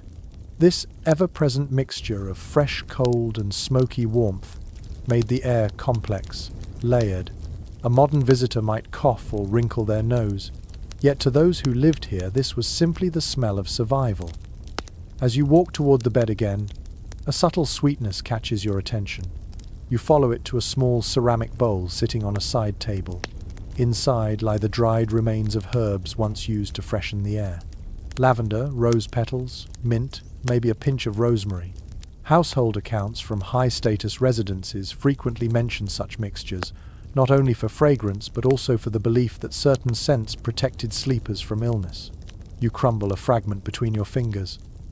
It releases a ghost of its former aroma, soft and soothing, the kind of scent that might calm a restless mind on a bitter night. You lift the bowl slightly and imagine a servant sprinkling herbs around the bed before drawing the curtains closed. The fragrance would have risen slowly, warmed by the king's body heat, blending with the lingering smoke from the hearth. Together they created a unique atmosphere, part comfort, part caution. Medieval physicians often warned that too much smoke weakened the body, yet they recommended burning specific herbs to cleanse the air. Competing beliefs shaped nightly routines, creating a curious balance between pleasure and practicality. A quiet memory recorded in the notebook of a travelling courtier recounts how, on especially cold nights, the room filled with a thick mixture of pine smoke and damp wool. According to his words, it made the room feel alive and breathing, as though the walls themselves exhaled warmth. You imagine the scent hugging the king, clinging to his hair and clothes. Even after morning arrived, the smell would linger on his garments as he walked through the hallways. You turn toward the window slit where a faint pulse of icy air seeps through. The cold outside mixes with the warm interior, creating a swirling current that stirs the scents of the room. Close your eyes for a moment. You can almost hear the crack of burning firewood, feel the sting of smoke in your nose, and sense the warmth hovering just out of reach. A thin thread of winter wind snakes around you, pulling the scents of the chamber into motion. Leather, fur, charcoal, fragrant herbs, and the muted musk of bundled textiles. This was the sensory experience of medieval sleep, nothing sterile, nothing neutral. A tapestry of smells that reflected daily life, some comforting, some unpleasant, all inescapable. You walk slowly back toward the bed, letting your fingers skim the familiar fabric. You picture the king breathing deeply within his curtain-enclosed nest, inhaling the mingled odors of warmth and winter. These smells told him he was protected. They also reminded him of the cold lurking beyond the curtains. Your gaze shifts now to the other presence that often filled these chambers at night. People. The king did not always sleep alone. Whether for security, warmth, or companionship, others sometimes shared the space, and their presence added another layer to the nights. You draw a breath and begin to step toward the area where guards or companions once kept quiet. Watch, ready to explore the human company that shaped the king's winter sleep. You drift toward the shadowed end of the chamber, where a long bench sits close to the wall, its surface worn smooth by bodies that spent many nights lingering here. As you approach, you feel the subtle shift of the room's energy, the echo of human presence lingering like a soft imprint in the air. A king, no matter how powerful, did not always sleep alone. In winter especially, warmth and security wove themselves together, and the quiet company of others often shaped the night far more than solitude ever could. You rest your hand on the bench. The cold sinks into your palm instantly. Imagine a guard sitting here hours at a time, his back straight, eyes alert, breath rising in pale clouds when the fire burned low. Some chronicles describe kings whose most trusted guards slept inside their chambers, positioned just far enough from the bed to offer protection, yet close enough to hear any disturbance. Their presence was both a shield and a sacrifice. These men braved the worst of the cold while ensuring that the king slept without fear. You picture one such guard, wrapped in a heavy cloak, trying not to shift too loudly as he fought off drowsiness. The room is dim. The only movement comes from the curtains around the king's bed, swaying gently in a passing draught. The guard listens to every sound, the faint pop of an ember, the sigh of the wind, the quiet breathing from behind the curtains. One historian's descriptive account of royal night routines notes that these guards often served in rotating pairs, so at least one remained fully awake, especially during harsh winters when strange noises echoed through the corridors. You step away from the bench and approach a small pallet of folded cloth on the floor. It is thin and unpadded, little more than layered blankets. A favoured attendant might have slept here, close enough to respond to the king's requests, yet far from the comfort of the royal bed. You kneel beside the pallet, feeling its rough texture beneath your fingertips. One interesting mention in a household ledger describes young noble pages sleeping nearby during winter, not only for service but to add extra body heat to the room. Their presence helped warm the chamber, a quiet reminder that even kings benefited from human warmth long before science explained how much heat a single person gives off. You sit back and let your gaze travel along the chamber's perimeter. You can almost see the silhouettes of these figures in the dimness. A guard leaning on his spear, a page curled under a blanket, a maidservant retreating after her final duty. Each brought warmth, breath, and life into the chamber. Medieval sleep, especially in winter, rarely meant isolation. Privacy held a different meaning in those centuries. To share a room, or even a bed, with attendants or companions was normal, practical, expected. You rise and walk toward the right side of the chamber, where a low chair sits angled toward the bed. Its position suggests conversation. Companions sometimes spent time with the king in the quiet hours before sleep, sharing stories, reading passages aloud or offering counsel. A surviving letter written by a courtier speaks of winter evenings when the king invited a trusted friend to sit beside him while the fire glowed low. They spoke softly about matters of the kingdom or, occasionally, about nothing important at all. The cold outside made such closeness feel necessary, even grounding. You touch the back of the chair. The wood feels cold but sturdy. You imagine the warm presence of two voices drifting through the curtains, murmuring in the dark. The king's deep tones softened by fatigue. The companion's words weaving lightly through the chamber. Human company warmed the night in more ways than any stone or fur blanket could. You step toward the curtains again. Their weight seems to divide the room into two worlds, the intimate world of the king and the outer ring of watchers and helpers.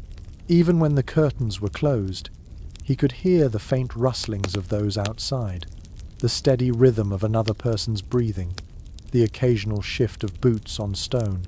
These quiet signs of life offered reassurance against the loneliness that winter often intensified. A small, almost tender insight from a medieval diary recounts that some kings felt uneasy, sleeping without attendants nearby during storms. The sounds of howling wind, rattling shutters, and distant thunder felt less threatening when shared. Company made the cold seem less hostile. Even silence held comfort when someone else occupied the same room. You run your hand across the thick rug beneath your feet and picture the muted footsteps of people moving softly around the chamber. The king might never fully open his eyes, but he sensed their presence. It was a kind of invisible cocoon, a human circle guarding both his body and his sleep. As you continue walking, you notice how this interplay of warmth, companionship, and vigilance shaped the night.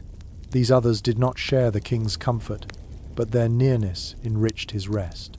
Not through luxury, but through the simple power of human presence. Your footsteps carry you toward the wall where a tapestry once hung. You rest your fingers against the cold stone and allow your mind to shift toward the very bones of this place. The building itself played a role in warming the king. Thick walls, narrow windows, stone designed for survival more than comfort. Slowly, you turn toward the architectural heart of the story, ready to step into the world of design choices that shaped warmth in a medieval castle. You walk toward the nearest wall, letting your fingertips glide across its surface. The stone is colder than anything you have touched in this chamber so far, almost painfully so, as if it carries the memory of 1,000 winters within it. In this moment you understand something essential. The very architecture of a medieval castle shaped the king's experience of warmth. Nothing here was designed for comfort. Everything was built for defense first, survival second, and only much later for a hint of homely ease. Yet these same features that guarded against invaders also determined how heat behaved in the king's chamber. You step back and study the wall from a slight distance. It is thick, far thicker than any modern house wall. This mass provided excellent protection against attacks, but it also absorbed cold like a sponge. One commonly noted architectural detail from the period is that castle walls could be up to 10 feet thick in major fortifications. Imagine the sheer volume of icy stone pressing inward on every room. Even the king's chamber, elevated high above the draftiest floors, fought a constant battle against this silent weight of cold. As you continue walking, Your boots echo softly. The sound fills the vast space of the room, reminding you that high ceilings were another hallmark of medieval construction. They created grandeur, yes, but they also allowed warm air to rise far above the heads of those trying to sleep. You tilt your head back and look upward. The ceiling stretches into a dim vault where warmth would have gathered uselessly, never reaching the people who needed it most. Specialists in medieval architecture often remark that the king enjoyed the warmest spot in the room only if he stood near the fire or nestled inside his heavily curtained bed. Everywhere else, warmth drifted away into the heights. Your eyes shift toward the window slit on the opposite wall. Narrow, tall, and deeply recessed, it was designed for defense. The thick embrasure allowed archers a protected position to shoot from, while the tiny opening minimized vulnerability. Yet this same design funneled cold air inside, like the mouth of a winter cave. You place your hand on the stone frame. The air leaking through feels thin but sharp. Even with shutters or oiled cloth stretched across the opening, drafts sneaked in. A fragment from an old building account mentions repairs ordered each winter to block cracks around the king's windows, but nothing could stop the cold completely. The architecture permitted survival, not comfort. You kneel to inspect the floor. Stone again, hard, unyielding, and frigid enough to steal heat from any bare foot. You press your palm against it and pull back instinctively. To combat this, thick rugs and woven mats covered the chamber floors, especially in royal rooms. These textiles provided insulation, but even the finest rugs could not transform the stone beneath. A curious detail recorded by a visiting envoy describes how stepping off the king's rug onto the bare floor felt like plunging one's foot into icy water. You can almost feel that contrast now as you rise again. You walk toward the bed, studying how it seems almost out of place against the harsh geometry of stone. The bed, canopy, curtains, and layered blankets served as a kind of architectural countermeasure. Where the building failed to hold warmth, the bedding succeeded by creating a micro-environment. You run your hand along the bedpost, feeling the warm memory of the enclosed space that protected the king, while the rest of the room drifted on the edge of freezing. Your steps bring you toward the corner where two massive walls meet. Their thickness creates a hollow, echoing hush, as if even sound struggles to penetrate the stone. People who lived in these structures often commented that winter inside a castle felt like winter in a cavern. You place your palm against the surface again, and the cold radiates into your hand so intensely that it almost numbs your fingertips. This was the reality behind the grandeur. The king's chamber might have held tapestries, carved furniture, and costly fabrics, but at its core it remained a fortified room made of unyielding stone. You imagine the masons who built this place centuries ago. Their priority was stability, strength, strategic advantage. They carved narrow windows to prevent enemy arrows. They made ceilings lofty to disperse smoke and allow gatherings. They layered stone upon stone until walls became mountains. Heat barely registered in their design philosophy. Yet the king, sleeping inside the result of their labor, had to endure their choices every winter night. A soft whisper of wind slides across your cheek, reminding you that air moves unpredictably in a building like this. Thick walls created temperature pockets, trapping heat in some corners and funneling cold through others. Some accounts from the era describe people choosing sleeping positions based on where the stone allowed the least draft. Even kings sometimes shifted their bed placement seasonally, moving closer to an interior wall in winter and nearer to a window in summer. You walk toward one such interior wall and press your ear against it. The stone is quieter here, less exposed to external elements. Rooms built along interior corridors were prized for their relative warmth, which makes it significant that the king's chamber occupies a place both strategic and practical. Balancing security and comfort was part of the building's logic. Your gaze travels up the wall again to the beams supporting the ceiling. Although rarely visible beneath plaster, these beams had their own effect on warmth. Wooden framing, when present, held heat far better than stone. But the king's room, designed for grandeur, often featured minimal wood in its walls. Insulation, as we understand it, did not exist. Every object in the room had to fight against the architectural cold. You exhale slowly, feeling a subtle shiver trace your spine. The air around you carries the same chill the king once experienced. Despite fires, curtains, furs, and warming tools, the room never achieved true warmth. Instead, the king dwelled in an equilibrium between cold walls and warm pockets of human ingenuity.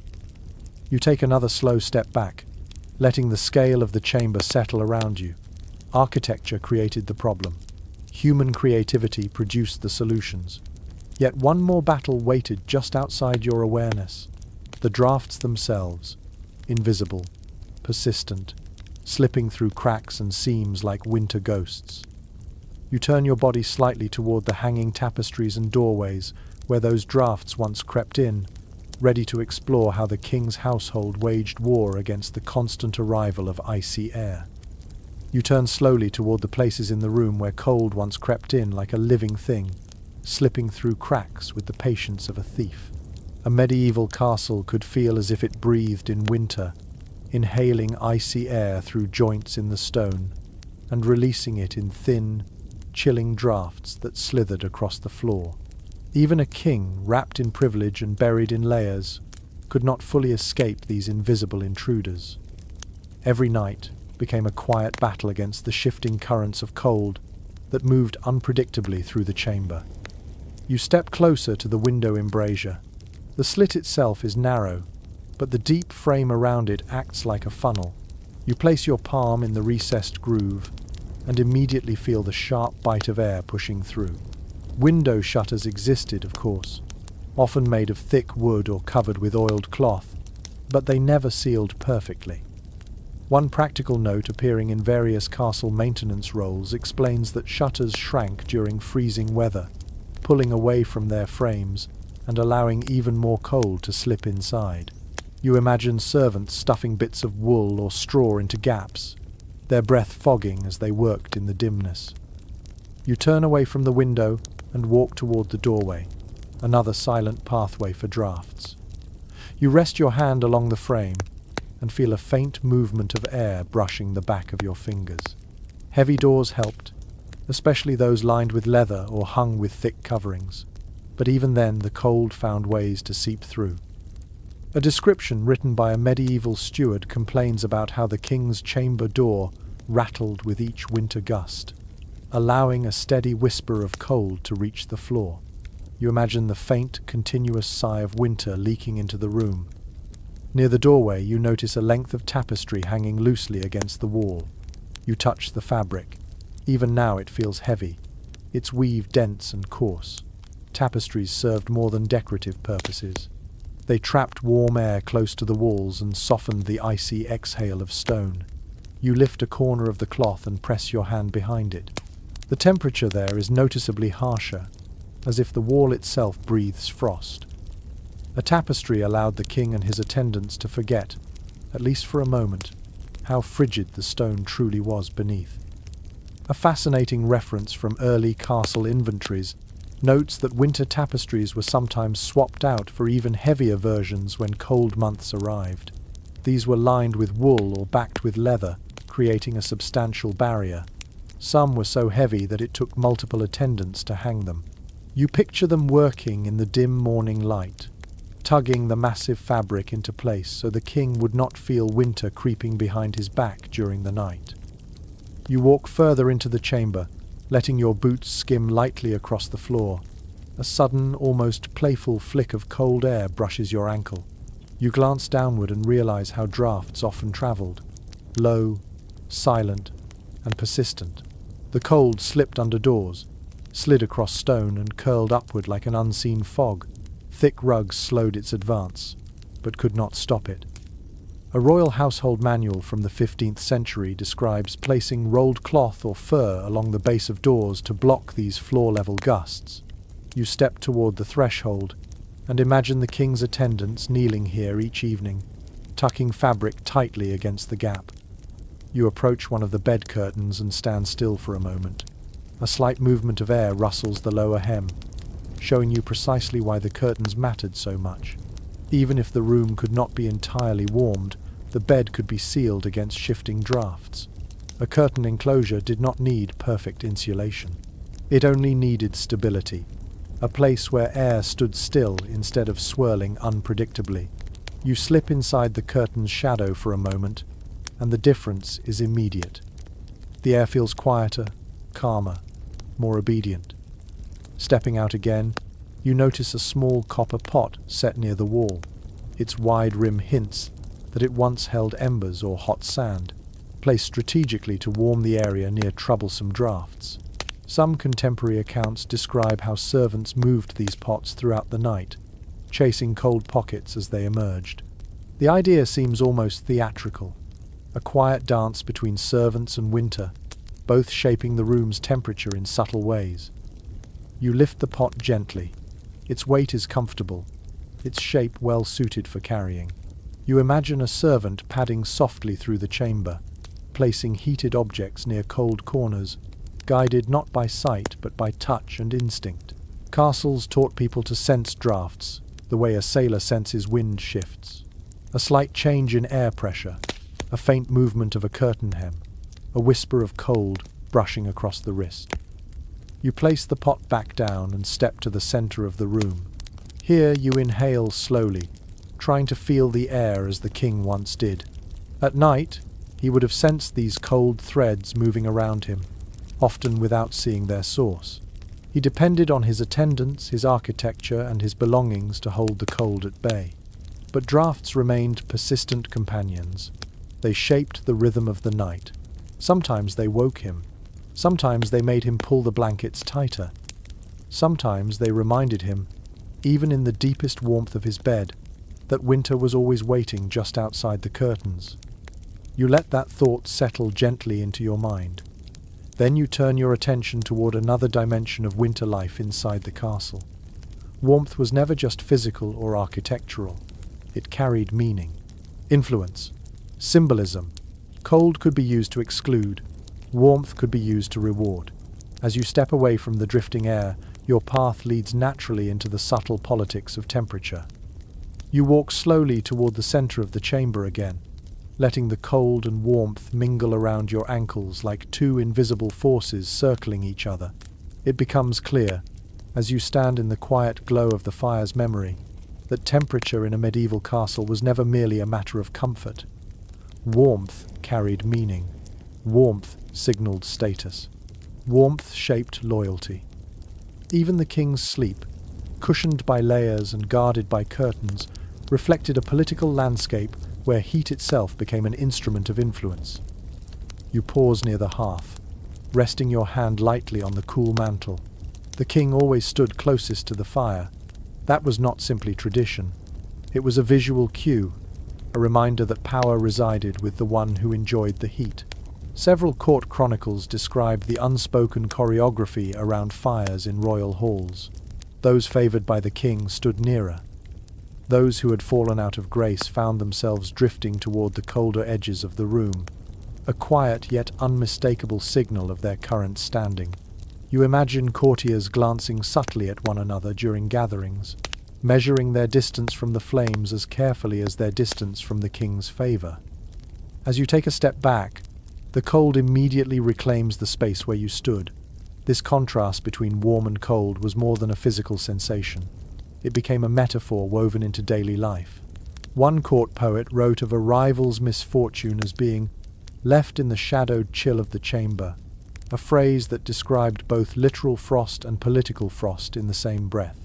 You let that double meaning settle into the atmosphere as you glide your fingertips over the stone once more.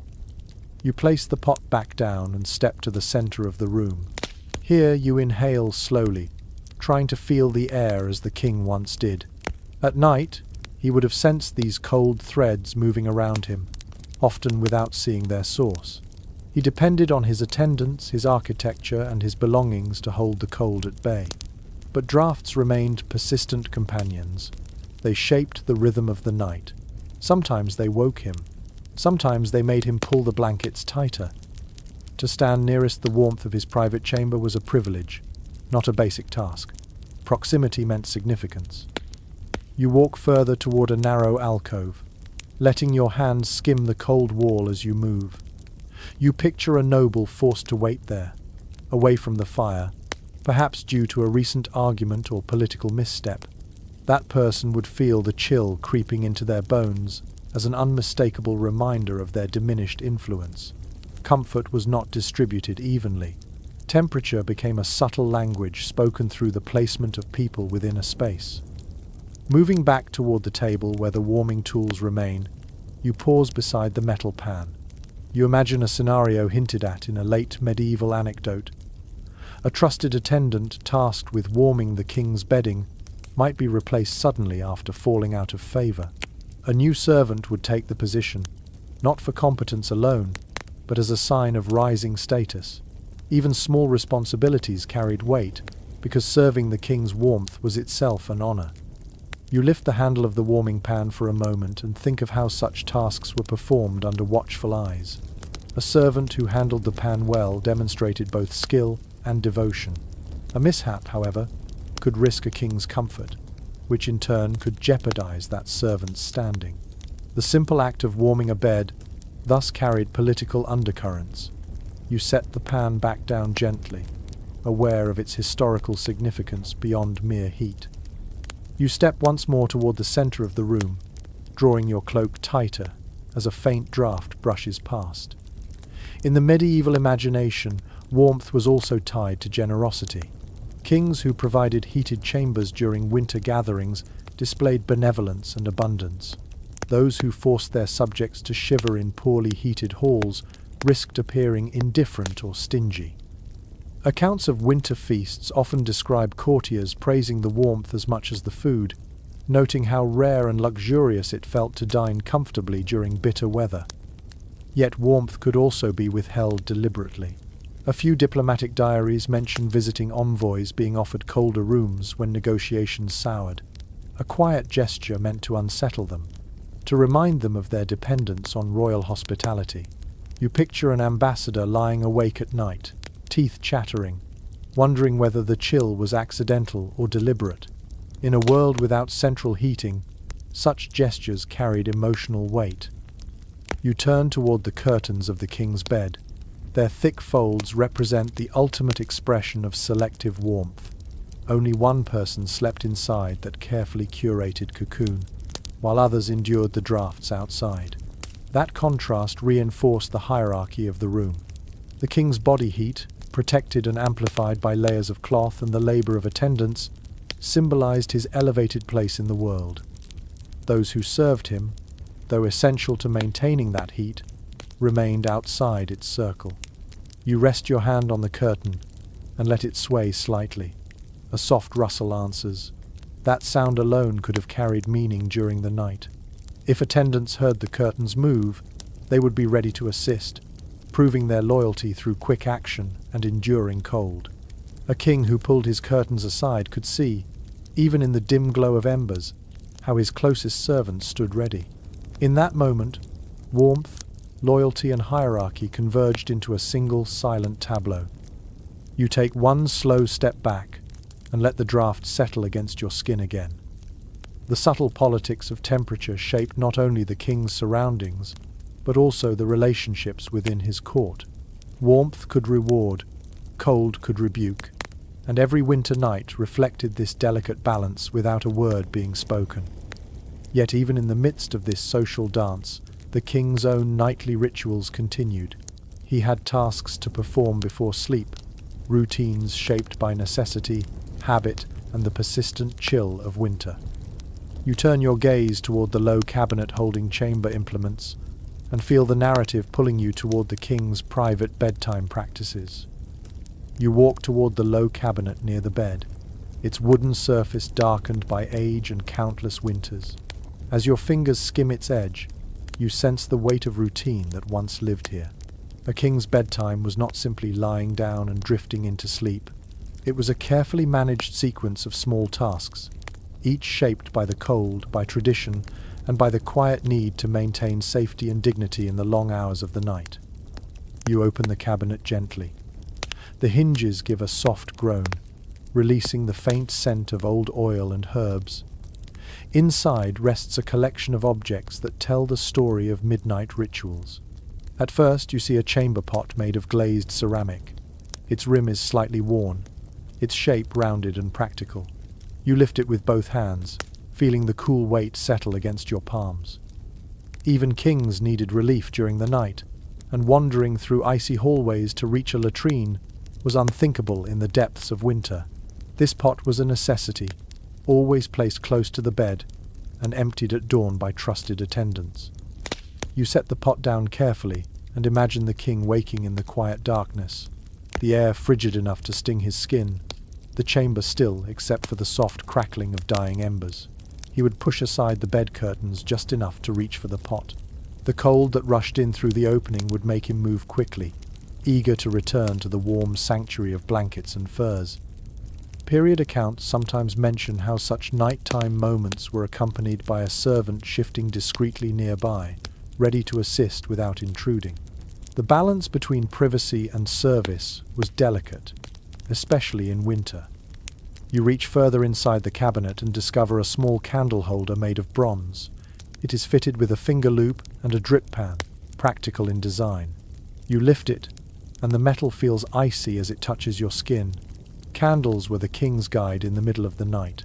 If he woke uneasy or needed to check the fire, this small flame became both illumination and reassurance. A long tradition in royal households encouraged keeping a candle lit through the night, though only partially shielded to prevent accidents. Some observers from the period even remark on disagreements about whether a flame should burn while the king slept. Safety concerns battled superstition. Some believed the light protected the sleeper from wandering spirits or dark dreams. Others insisted that an open flame so close to heavy drapery was far too dangerous. You place the candle holder on the table beside the bed and imagine the scene. The king wakes to the faint glow of the night candle. The wax has melted into a small pool at its base.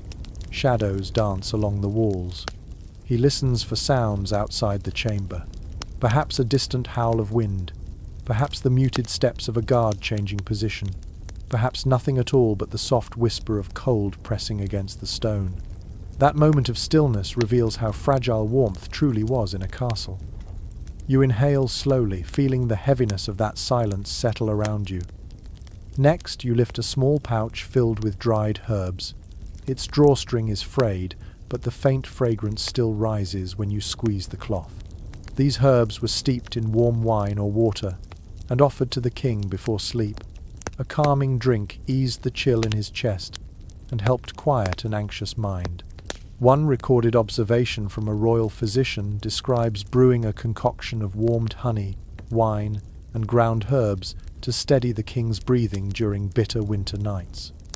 You imagine the king sipping from a cup while seated on the edge of the bed, the steam rising into his face, the warmth spreading through his body in slow waves. You set the herb pouch aside and draw out a soft cloth folded neatly beneath it. This cloth once served as a towel to wipe the king's face or hands after washing. Cold water in winter was harsh, sharp enough to make fingers ache, so warm water was brought up in small pitchers whenever possible. Many households kept a basin near the bed for quick nighttime refreshment.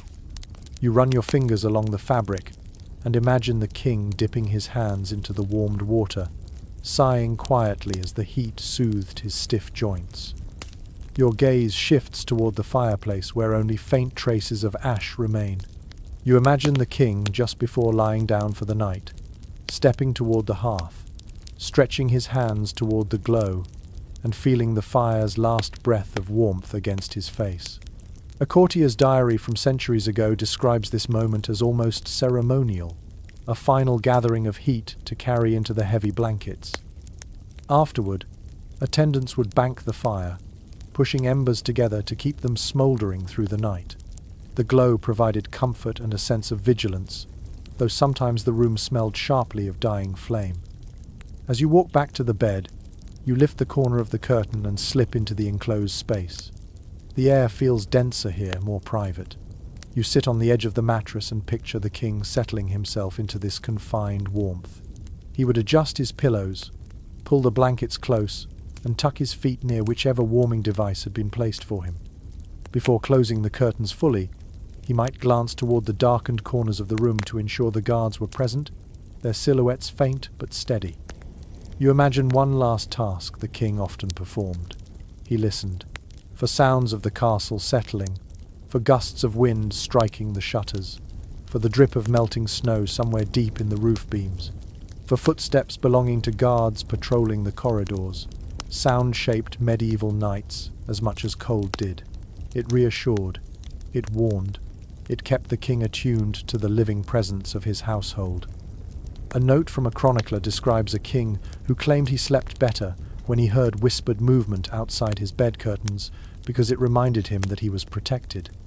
You lean back slightly, letting the curtains sway against your shoulder. Winter nights in a castle were long, and rituals helped anchor the mind. The chamber pot near the bed, the candle holder within reach, the warm drink, the basin, the guard's quiet breathing in the shadows. Each small action prepared the king not only for sleep, but for surrendering control in a world where cold, illness, and danger hid in the dark. You slip back out of the curtains and stand tall, feeling your muscles tighten slightly from the room's chill. Your thoughts drift toward another dimension of royal life in winter, one that carried its own challenges. Kings often traveled, even in the coldest months, and they took warmth with them in portable forms. Their bedding, stones, tools, and nightwear all had to follow wherever duty required them to sleep. You turn your gaze toward the door as though preparing for a journey, ready to explore the portable winter gear that accompanied a king on the road. You walk toward the heavy wooden door of the chamber, its iron hinges cold and still, and as you rest your palm against it, you imagine the moment when the king would leave this room in the dead of winter. Travel was not optional for a medieval monarch. Even in harsh weather, he rode out to inspect lands, attend councils, answer crises, or retreat to warmer estates. And every journey brought with it the question that now settles across your senses. How did he carry warmth with him into the unpredictable cold beyond these walls? You pull the door open and step into the imagined corridor beyond, your footsteps soft against the stone. Traveling in winter meant confronting icy winds, snowy roads and lodgings, far less comfortable than a royal chamber. So the king relied on portable winter gear, items packed carefully by attendants who understood how fragile warmth could be on the road. As you trace your hand along the wall, you picture a procession of servants moving briskly through the castle halls, arms loaded with bedding rolls, fur bundles, and small heating tools. You stop beside a wooden bench where travelers once prepared. One detail preserved in royal inventories notes the presence of thick travel quilts, sometimes stuffed with raw wool in uneven clumps that trapped heat exceptionally well. You unfold an imagined version of one such quilt, its weight settling heavily across your arms. The material feels coarse but sturdy, meant not for beauty but for endurance. Servants rolled these quilts tightly, wrapped them in oiled cloth to protect them from moisture, and strapped them to the backs of pack animals. When the king arrived at an unfamiliar lodging, the first task was to unroll these quilts and shake the travel dust from them, restoring their thickness before layering them onto a cold bed. You imagine yourself kneeling beside a wooden chest that has been carried along the journey. You lift the lid and discover a portable mattress, thinner than the one at home but surprisingly dense. It is stuffed with feathers or wool, its surface quilted in tight patterns to prevent shifting during travel. One travel record from a royal household mentions that these mattresses were rolled around poles to keep their shape and protect their stuffing. You run your hands along the imagined stitching, sensing how much effort went into creating something that might only be used for a handful of nights on the road. You rise again and move further into the corridor, imagining the bustle of departure. Footmen carry bundles of fire-starting materials. Another group handles wooden frames that hold heated stones. Portable stoves known as braziers accompany the caravan. You picture a small brazier now, its metal body thick enough to withstand travel. When you lift it, you sense its potential. These small containers held burning coals during stops, offering warmth in places where fires could not be built safely or quickly. A travel diary from a nobleman, notes that such braziers allowed riders to warm their hands and faces during short rests in open country. You step into a larger imagined space, a kind of staging hall where horses once stood saddled and ready. Servants draped heavy cloaks across the king's saddle, each lined with fur and designed to wrap around both rider and mount. Some of these cloaks were so large they resembled moving tents when the king rode through snow. You lift one of these cloaks now, its incredible weight tugging at your shoulders. Beneath its folds, warmth could gather and stay close, even during long hours in freezing air. Accounts from the period mention that kings often travelled with several cloaks, each suited to a different level of cold. You notice a pair of leather saddlebags hanging against the wall. They hold more than basic supplies. Inside one, you find a small pouch of crushed herbs meant to be burned for warmth or comfort along the way. Inside, another lies a rolled fur wrap, soft and slightly scented. These wraps were placed around the king's legs or shoulders during travel. They acted like portable versions of the bedding he relied on at home. You imagine the king settling into a lodging after a long day's journey and sighing at the relief of familiar textures wrapped around him once more. You move toward another corner where stacks of wooden boxes once rested. You lift the lid of a smaller one and find inside an assortment of tools: a compact warming pan, a set of carefully wrapped stones, a small lamp, and a cloth-lined pouch for carrying coal. These were practical companions, each one designed to bridge the gap between unfamiliar lodgings and the comfort of home. Some castle logs mention that servants spent hours preparing the king's temporary bed before his arrival, using tools just like these to drive the chill from the sheets. You close the box gently and imagine stepping into a cold guest chamber in a distant manor, the air sharp with frost, the floor echoing beneath your boots. Without the king's portable bedding and heating gear, that room would feel as unwelcoming as a stone cellar. But with the bedding unrolled, the stones warmed by a portable brazier, and the blankets layered carefully, the crude chamber slowly transformed into something livable. The warmth may not equal the familiar comforts of the king's own bed, but it created a fragile pocket of peace in a world filled with cold. Your mind lingers on one especially vivid detail mentioned by a travelling chronicler. During winter journeys, servants often slept in tight clusters near the doorway of the king's chamber, their body heat forming a natural barrier against the cold air rushing in from the hall. It was as if the king travelled with a moving ring of warmth, created not only by objects, but by the people who tended him. You step back, letting the imagined scene fade gently. The door before you leads to the world beyond the castle, where portable bedding and travelling braziers became the king's shield against winter's unpredictable reach. But now your attention shifts towards something more intimate and curious. Warmth was not merely physical in the medieval imagination. It could be medicinal, protective, even magical. You turn softly toward the inner chamber again, ready to explore the herbs, charms, and beliefs that shaped how kings protected their bodies and spirits during the coldest nights. You step back into the quiet chamber, its familiar cold settling once more around your shoulders.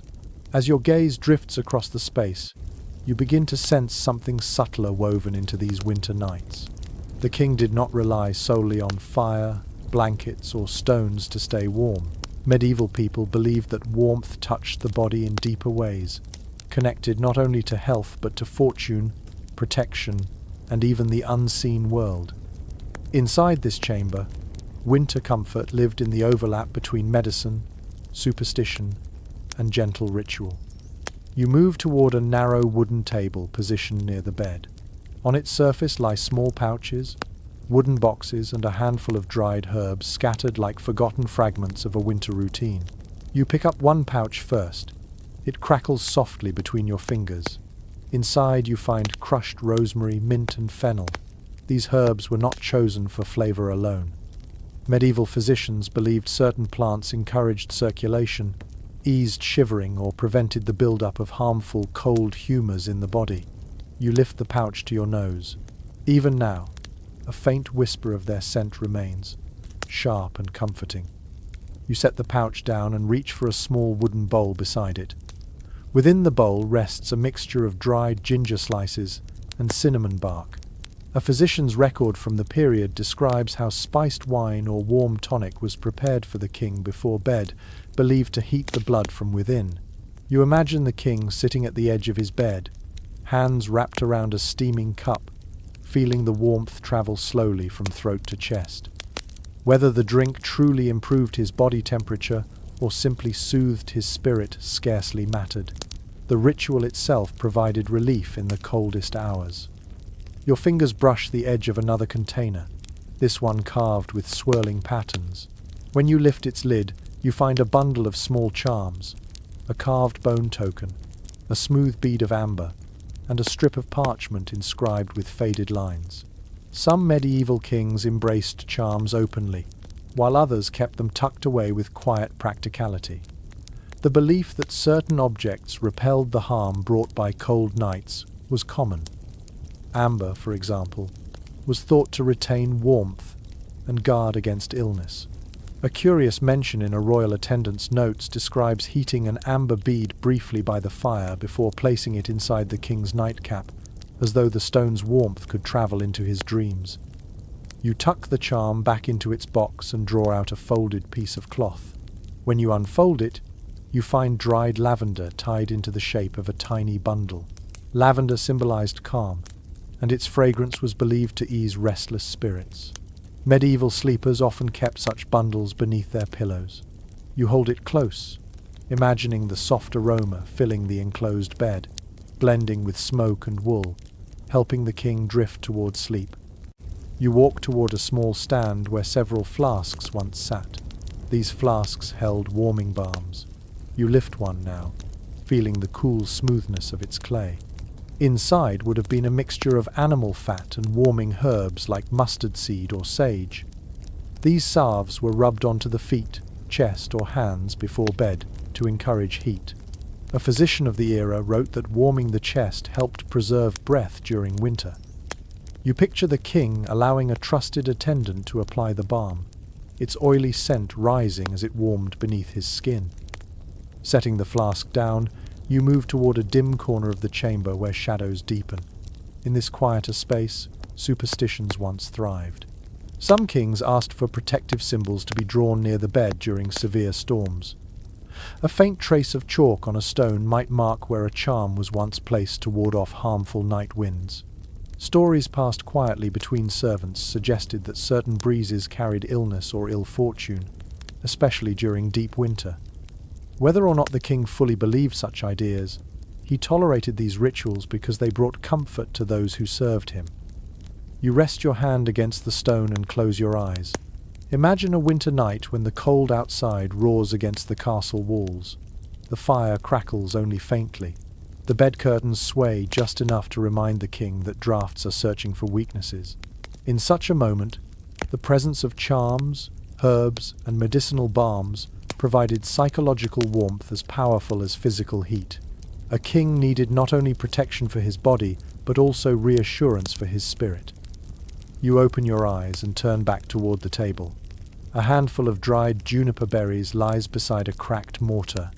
These berries were sometimes burned to scent the chamber. Some specialists point out ongoing debates about whether the practice was meant for air purification or spiritual protection. Perhaps it was both. When you crush a few berries between your fingers, a bright, resinous aroma escapes, sharp enough to cut through the heaviness of smoke and wool. The scent must have carried a sense of cleansing, as though the room itself inhaled something fresh for the first time in hours. You move slowly along the chamber, letting your hands trail over objects that bridge the line between medicine and magic. A bead warmed by the fire, a herb bundle placed beneath a pillow, a ritual marking hidden near a bedpost. These gestures remind you that medieval people navigated winter not as a purely physical challenge, but as a spiritual one too. Cold could weaken the body, but fear, loneliness, and superstition could weaken the mind. The king's nightly routines acknowledged both. You pause beside the bed once more. The curtains hang quietly, touched only by the occasional draught. Behind them lies a man surrounded by furs, blankets, heated stones, and layers of cloth. But he is also held by the warmth of belief, the comfort of rituals, and the protective imagination of those who cared for his well-being. As your gaze drifts beyond the bed toward the far reach of the chamber, you sense another presence that shaped winter nights.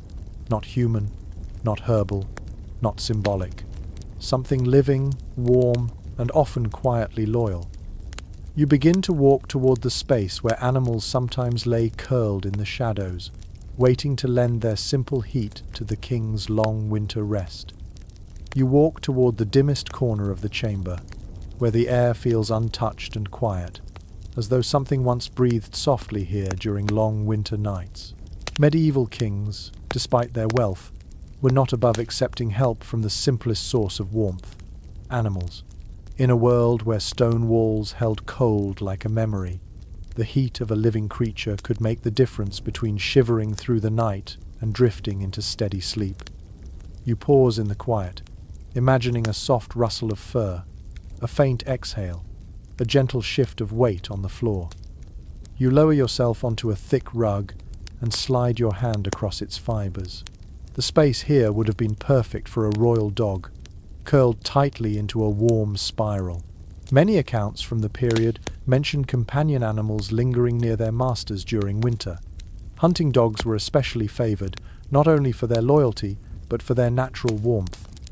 You picture a large hound settling near the foot of the king's bed, its body radiating heat, its breath releasing small clouds into the cold air.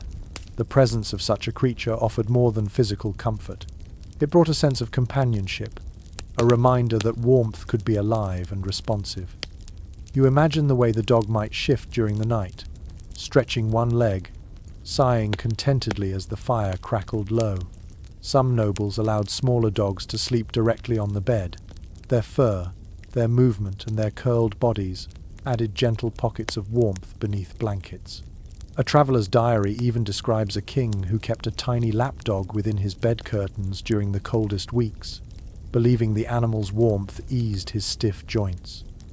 You smile faintly at the thought, realizing how deeply human the instinct is to draw comfort from a warm creature on a winter night. You rise slowly and take a few steps toward a darker corner, where the chamber meets a trough-like alcove along the floor. Here, you picture another presence, a small cluster of palace cats. These creatures roamed freely, both beloved and necessary. They controlled mice, protected stored food, and sometimes chose to linger near sources of warmth. Cats often curled up near hearths, resting so close to the embers that attendants joked about them becoming fire spirits. If a cat wandered into the king's chamber, it was not unusual for it to nestle against draped curtains or lie atop a warm stone left cooling on the floor. The king might not openly invite them into his bed, but their occasional presence warmed the room in small but meaningful ways. You trail your fingers along the alcove's edge and sense the lingering impression of such quiet companions. Their warmth was subtle, but their movement added life to winter's stillness. Some manuscripts include miniature illustrations of sleeping kings, with cats curled at their feet or nestled beside their boots. Whether these depictions were literal or symbolic, they suggest that animals played a gentle role in the nightly rhythm of a castle. You turn toward a wooden partition near the far wall. Behind it, servants sometimes sheltered horses brought in for emergency travel. Though this practice varied widely, stories from regions facing especially harsh winters mention that important mounts were occasionally kept indoors overnight to prevent them from freezing. You imagine their warm breath filling the air with steam, their bodies radiating heat that softened the chill of the surrounding space. A horse's presence inside the king's chamber would have been rare, but in certain war camps or temporary palace setups, it happened out of necessity. Their warmth was powerful enough to affect the room's temperature. You step away from the partition, listening to the imagined rhythm of animals breathing in the winter dark. Their warmth, unlike fire or blankets, carried a kind of companionship that soothed the mind. A living creature pauses beside the bed, shifts position, and the king knows he is not alone with the cold. One chronicler recorded a moment when a royal hound, sensing a particularly frigid night, climbed onto the fur blankets uninvited. Instead of being scolded, it was allowed to stay because its body heat offered immediate comfort. The detail feels tender, a small victory against the winter. You walk back toward the middle of the chamber and place your hand on the rug once more. Animals also influenced the atmosphere invisibly. Their presence warmed the floor, and their bodies created pockets of still air, breaking up the drafts that slipped around the room. Even if the king never touched them, he benefited from the heat they shared with the space. You lift your eyes toward the bed curtains, imagining the faint sounds that filtered through them, a soft scratch, a muffled thump, the quiet breathing of a dog settling down. These small noises stitched themselves into the nighttime symphony of winter. The king might have drifted to sleep feeling that mix of fire crackle, draft whisper, and animal warmth. A blend of sounds and sensations that belonged uniquely to life inside cold stone walls. You stand fully now, and stretch your fingers toward the ceiling. Winter nights were long, and anything that added warmth was welcomed. Animals, humble and steady, offered the king a form of comfort that came naturally, without tools or rituals. Their warmth had a heartbeat. Their presence softened the edges of winter in ways neither stones nor fire could fully replicate. As the imagined warmth fades back into silence, you notice a faint shift in the room's atmosphere, a distant thrum, a low vibration, the suggestion of movement beyond the walls.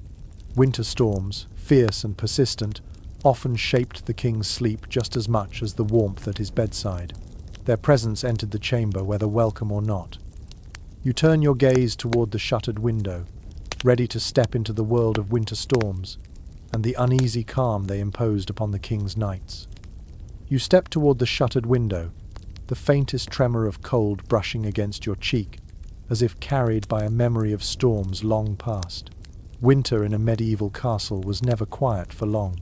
Beyond these stone walls, winds roared like living creatures, rattling towers, clawing at shutters, and groaning through arrow slits with a voice that felt almost human. As you rest your hand on the wooden frame, you sense the echo of those nights when storms shaped not only the castle's atmosphere, but the king's sleep itself. You press your palm to the shutter. It is cold enough to sting. Imagine it trembling under the force of a January gale, its hinges protesting as gusts slam against the wall. Some chronicles describe storm winds so fierce they made the bed curtains sway even with the shutters tightly closed. You picture the fabric moving in slow, uneasy breaths, as if responding to the storm's rhythm. The king, half awake beneath his blankets, would hear the deep, distant hum of the wind reverberating through stone, a sound that filled the chamber like the droning note of a giant organ. You slide your hand downward and feel a faint draft creeping from the base of the window. Storms magnified every weakness in a castle's architecture. No matter how many tapestries, shutters, or cloths the attendants pressed into cracks, wind found its way inside. One account, written by a castle steward, describes storms that pushed snow through the tiniest gaps, scattering powder across the floor in thin, glittering trails. You imagine a servant waking the king at dawn, sweeping away that stubborn dusting of winter before anyone else could see it. You walk away from the window and stand still in the middle of the chamber, closing your eyes for a moment. Listen. The storm begins softly in your imagination, a faint whistle, a low moan around the battlements. Then the wind grows bolder. It surges, it presses, it howls through the narrow passages of the castle's outer walls. Storms did more than bring cold. They brought noise. They brought movement. They reminded everyone inside, including the king, that nature held a power even stone walls could not silence. You open your eyes again and step toward the bed. Picture the king lying there, nestled in his sea of blankets, feeling the rhythm of the storm like another presence in the room. A travel writer from the 14th century once wrote that wind during winter crept into dreams and pulled at the wandering mind. You sense the truth in that observation. Storms shaped the king's subconscious. They influenced his dreams, his restlessness, his mood upon waking. A sleepless winter night could make a ruler irritable the next morning. altering the tone of counsels and decisions. You rest your hand lightly on one of the bed curtains. Even now, you can imagine how they fluttered during tempests. Not wildly, but subtly. A faint ripple, a soft sway. Enough to remind the sleeper that the world outside churned with energy and cold. Some servants believed that if the bed curtains moved without being touched, it meant the wind carried warnings or omens. A few even tied tiny cloth weights to the bottom edges to keep the curtains from swaying too freely. You picture those little weights now, swaying gently as the storm pushes against the castle walls. You turn toward the hearth. Storms affected fires too. Sudden drafts made flames sputter or smoke unpredictably. A gust through a hidden crack could send a burst of sparks leaping upward. One letter, written by a royal attendant during a severe winter storm, mentions that the king's chamber filled with smoke late at night, forcing him to cough awake and call for help. You see the scene unfold, embers glowing, the firekeeper rushing in half asleep, the king pulling his blankets up against the cold, while the attendants scrambled to control the unruly flames. You kneel near the hearth and run your fingers along the stone. On storm nights, servants often had to shield the fire with makeshift blocks or stand between the hearth and the draught to keep smoke from spreading. Imagine them positioned here, their cloaks buffeted by air currents, their faces lit by flickering orange light, trying to keep the room habitable while the storm rattled the shutters like angry fists. You rise and walk slowly across the room, feeling the shifting temperatures beneath your feet. Storms created strange patterns in the air. Warm pockets formed near the fire, while icy gusts lingered near the door. The king would feel these contrasting zones as he moved within the chamber. One step warm, the next step cold. This uneven layering of air added a kind of unpredictability to the night. It kept the senses alert even when the mind longed for rest. You pause beside the doorway. Drafts slipped under doors more aggressively during storms. Some guards reported feeling their legs freeze even as their upper bodies stayed relatively warm. You imagine a guard posted just outside the door, gripping his spear, the wind battering him with each passing minute. His presence, revealed only by the soft shuffle of boots, reassured the king but cost him comfort. Storm nights were long for everyone. Returning to the center of the chamber, you tilt your head and imagine the thunder. When it rolled across the sky, it echoed inside the stone like distant drums. Lightning illuminated the room in pale flashes, transforming furniture into ghostly silhouettes. A chronicler once described the king waking during a storm to see his own shadow stretched across the opposite wall, distorted and enormous. He reportedly joked the next morning that he had dreamed of giants. But storms did not always inspire humor. Some nights, they brought unease. In medieval thought, storms carried symbolic weight. They were associated with divine warnings, mystical signs or shifts in fortune. Kings often listened to them with a mixture of awe and caution. If a storm struck on the eve of an important decision, whispers might circulate about whether fate was speaking. Even inside the warm cocoon of his bed, the king might lie awake, listening to hail strike the tower or wind scream through the crenellations, wondering what message the night carried. Returning to the center of the chamber, you tilt your head and imagine the thunder. When it rolled across the sky, it echoed inside the stone like distant drums. Lightning illuminated the room in pale flashes, transforming furniture into ghostly silhouettes. A chronicler once described the king waking during a storm to see his own shadow stretched across the opposite wall, distorted and enormous. He reportedly joked the next morning that he had dreamed of giants. You let your hand drop gently to your side. Winter storms taught medieval rulers humility. They reminded them that no amount of wealth or power could shut out the world entirely. Even a king listened to the wind with a hint of respect. You step back from the bed, letting the imagined storm settle into silence around you. The room now feels still, watchful. Storms passed eventually, but their memory lingered in the king's mind long after the sky cleared. As your thoughts settle, your attention shifts towards something far more grounded. the people who remained vigilant during those long nights, guards who stood watch, servants who stayed alert, companions who ensured the king's sleep remained safe in a world full of threats. You turn toward the doorway again, ready to explore the tense, protective atmosphere surrounding a sleeping monarch on a winter night. You move slowly toward the chamber doorway, where the shadows thicken and the cold settles differently, as though the air here remembers the weight of vigilance. A king never slept unguarded, not even during the gentlest nights of summer, and certainly not during the ruthless depths of winter.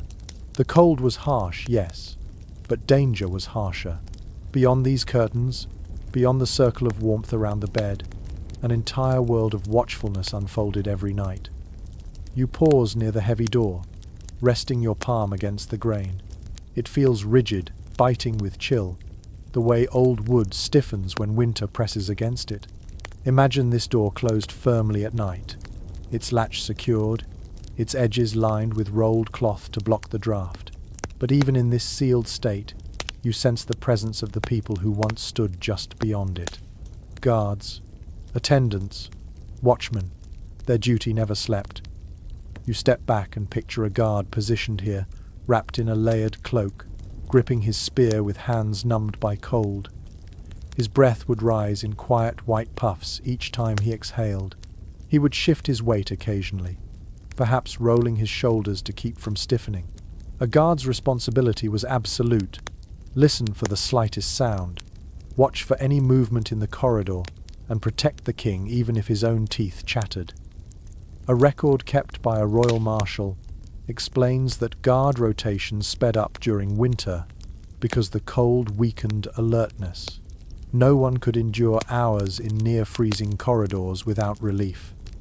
You turn your head, imagining the muffled footsteps of another guard approaching to take over the position. The two exchange only a whispered greeting, voices low enough not to disturb the king. One steps away gratefully, boots tapping lightly on stone.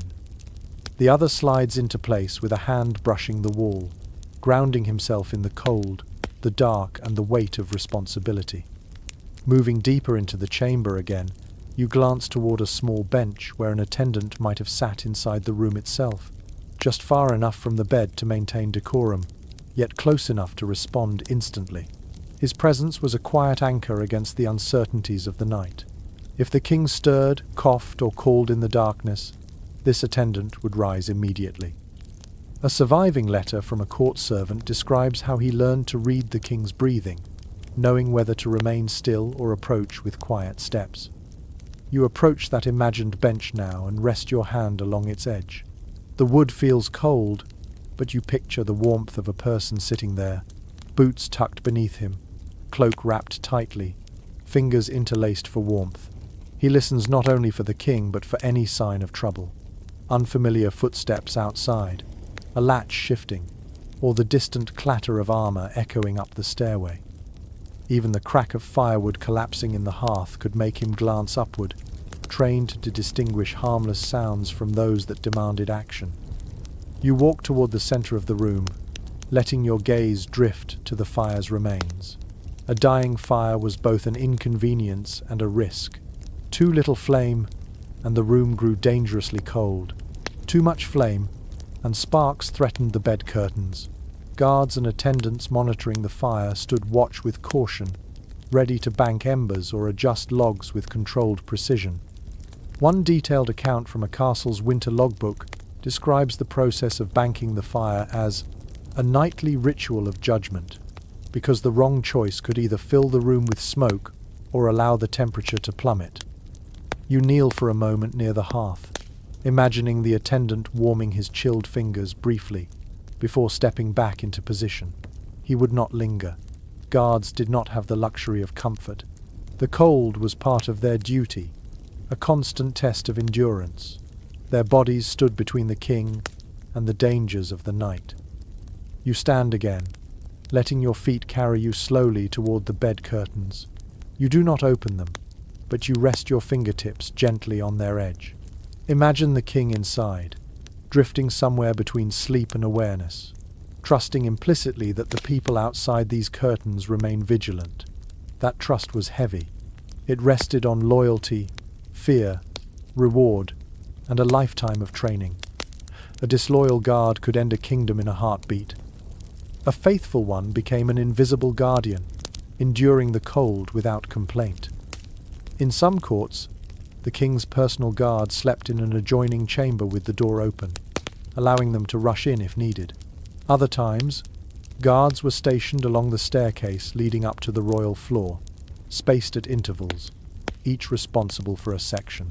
You imagine these men standing like silent markers of protection, forming a human chain between the king and the outside world. But guarding the king did not rely solely on human presence. The room itself carried signs of protection. You notice a metal hook on the wall where a lantern once hung, burning through the night for visibility. You trace its outline and imagine its flickering light revealing shadows that guards would study carefully. Lanterns illuminated corners, kept fear at bay, and allowed guards to see if someone approached with ill intentions. You move deeper into the dim chamber again, and picture a night when tension ran high. Perhaps rumors of political unrest circulated.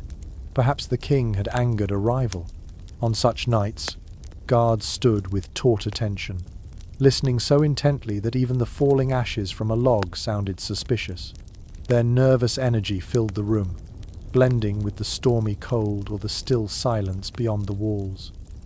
You lift your gaze toward the ceiling, imagining a faint sound drifting down from higher floors, perhaps the shuffle of a spy, the groan of a loose board, or the brush of a cloak caught on stone. Guards would stiffen instantly, exchanging subtle glances. A quiet investigation might follow, feet moving in unison across the cold stone. Returning your focus to the center of the room, you sense a strange duality. The king slept in the warmest space of the castle, wrapped in layers, surrounded by protective rituals and insulated by his bed curtains. Yet at the same time, he slept at the heart of a tense and alert atmosphere. Every breath of the guards, every flicker of the fire, every whisper of a draft became part of an invisible network of defense. You take a slow breath, feeling the heaviness of that responsibility in the air around you. The king's rest depended on others staying awake. His warmth depended on others resisting the cold. His safety depended on ears, trained to detect danger in the slightest sound. It is a sobering thought, one that leaves a subtle imprint across the chamber's dimness. And yet, despite the tension, there were moments in these winter nights when calm returned, when voices grew soft again, and the chamber filled with warmth of a different kind. Conversation, quiet stories, gentle companionship shared by firelight. You turn your body slightly toward the hearth, sensing the warmth of remembered voices lingering in the air, ready to guide you into the late-night conversations that softened winter's edge for a sleeping king. You walk toward the hearth once more, drawn by the memory of warmth and the echo of voices that once gathered here during the quiet hours before sleep. The fire may be low now, reduced to a soft cradle of embers, but you can almost hear the whispers that filled this chamber on long winter nights. Conversation, gentle and unhurried, helped soothe the tension of the day. It eased the cold in places no blanket or warming stone could reach. You pause beside the fire and lower yourself onto a small stool, its wooden surface cool beneath you. Imagine the king seated nearby, wrapped in a heavy mantle, hands extended toward the gentle glow, his face softened by fatigue, his shoulders lowering as the responsibilities of the day settled into temporary silence. Behind him, an attendant adjusts a log, coaxing it into a slow crackle that casts fluttering shadows across the walls. This was a moment for stories, for memories, for quiet words exchanged under the shield of flames. You close your eyes for a moment, letting the imagined cadence of these conversations surround you. Some nights, the king might speak with a trusted advisor about matters of state, their voices low but calm. The fire's gentle snapping punctuates their dialogue, giving rhythm to their thoughts. A royal chronicle from the era notes that winter evenings often provided the best environment for reflection. The cold outside sharpened the awareness of what mattered inside. The hush of the chamber encouraged honesty, even vulnerability. You open your eyes and study the shadows dancing along the far wall. Those shadows once mirrored the movements of people gathering around the fire. A companion might share a humorous tale from a hunting expedition, making the king's laughter echo softly through the room. Humor, even subtle humor, warmed the air as effectively as heat. One preserved anecdote describes a king laughing so freely at a bedtime story that even the guards outside the door smiled through their shivering. You rise from the stool and move toward a small table positioned near the bed. On it sits a carved cup. You pick it up gently, feeling its cool surface. The king may have held this cup hours earlier, drinking warm, spiced wine as he listened to a story or offered one of his own.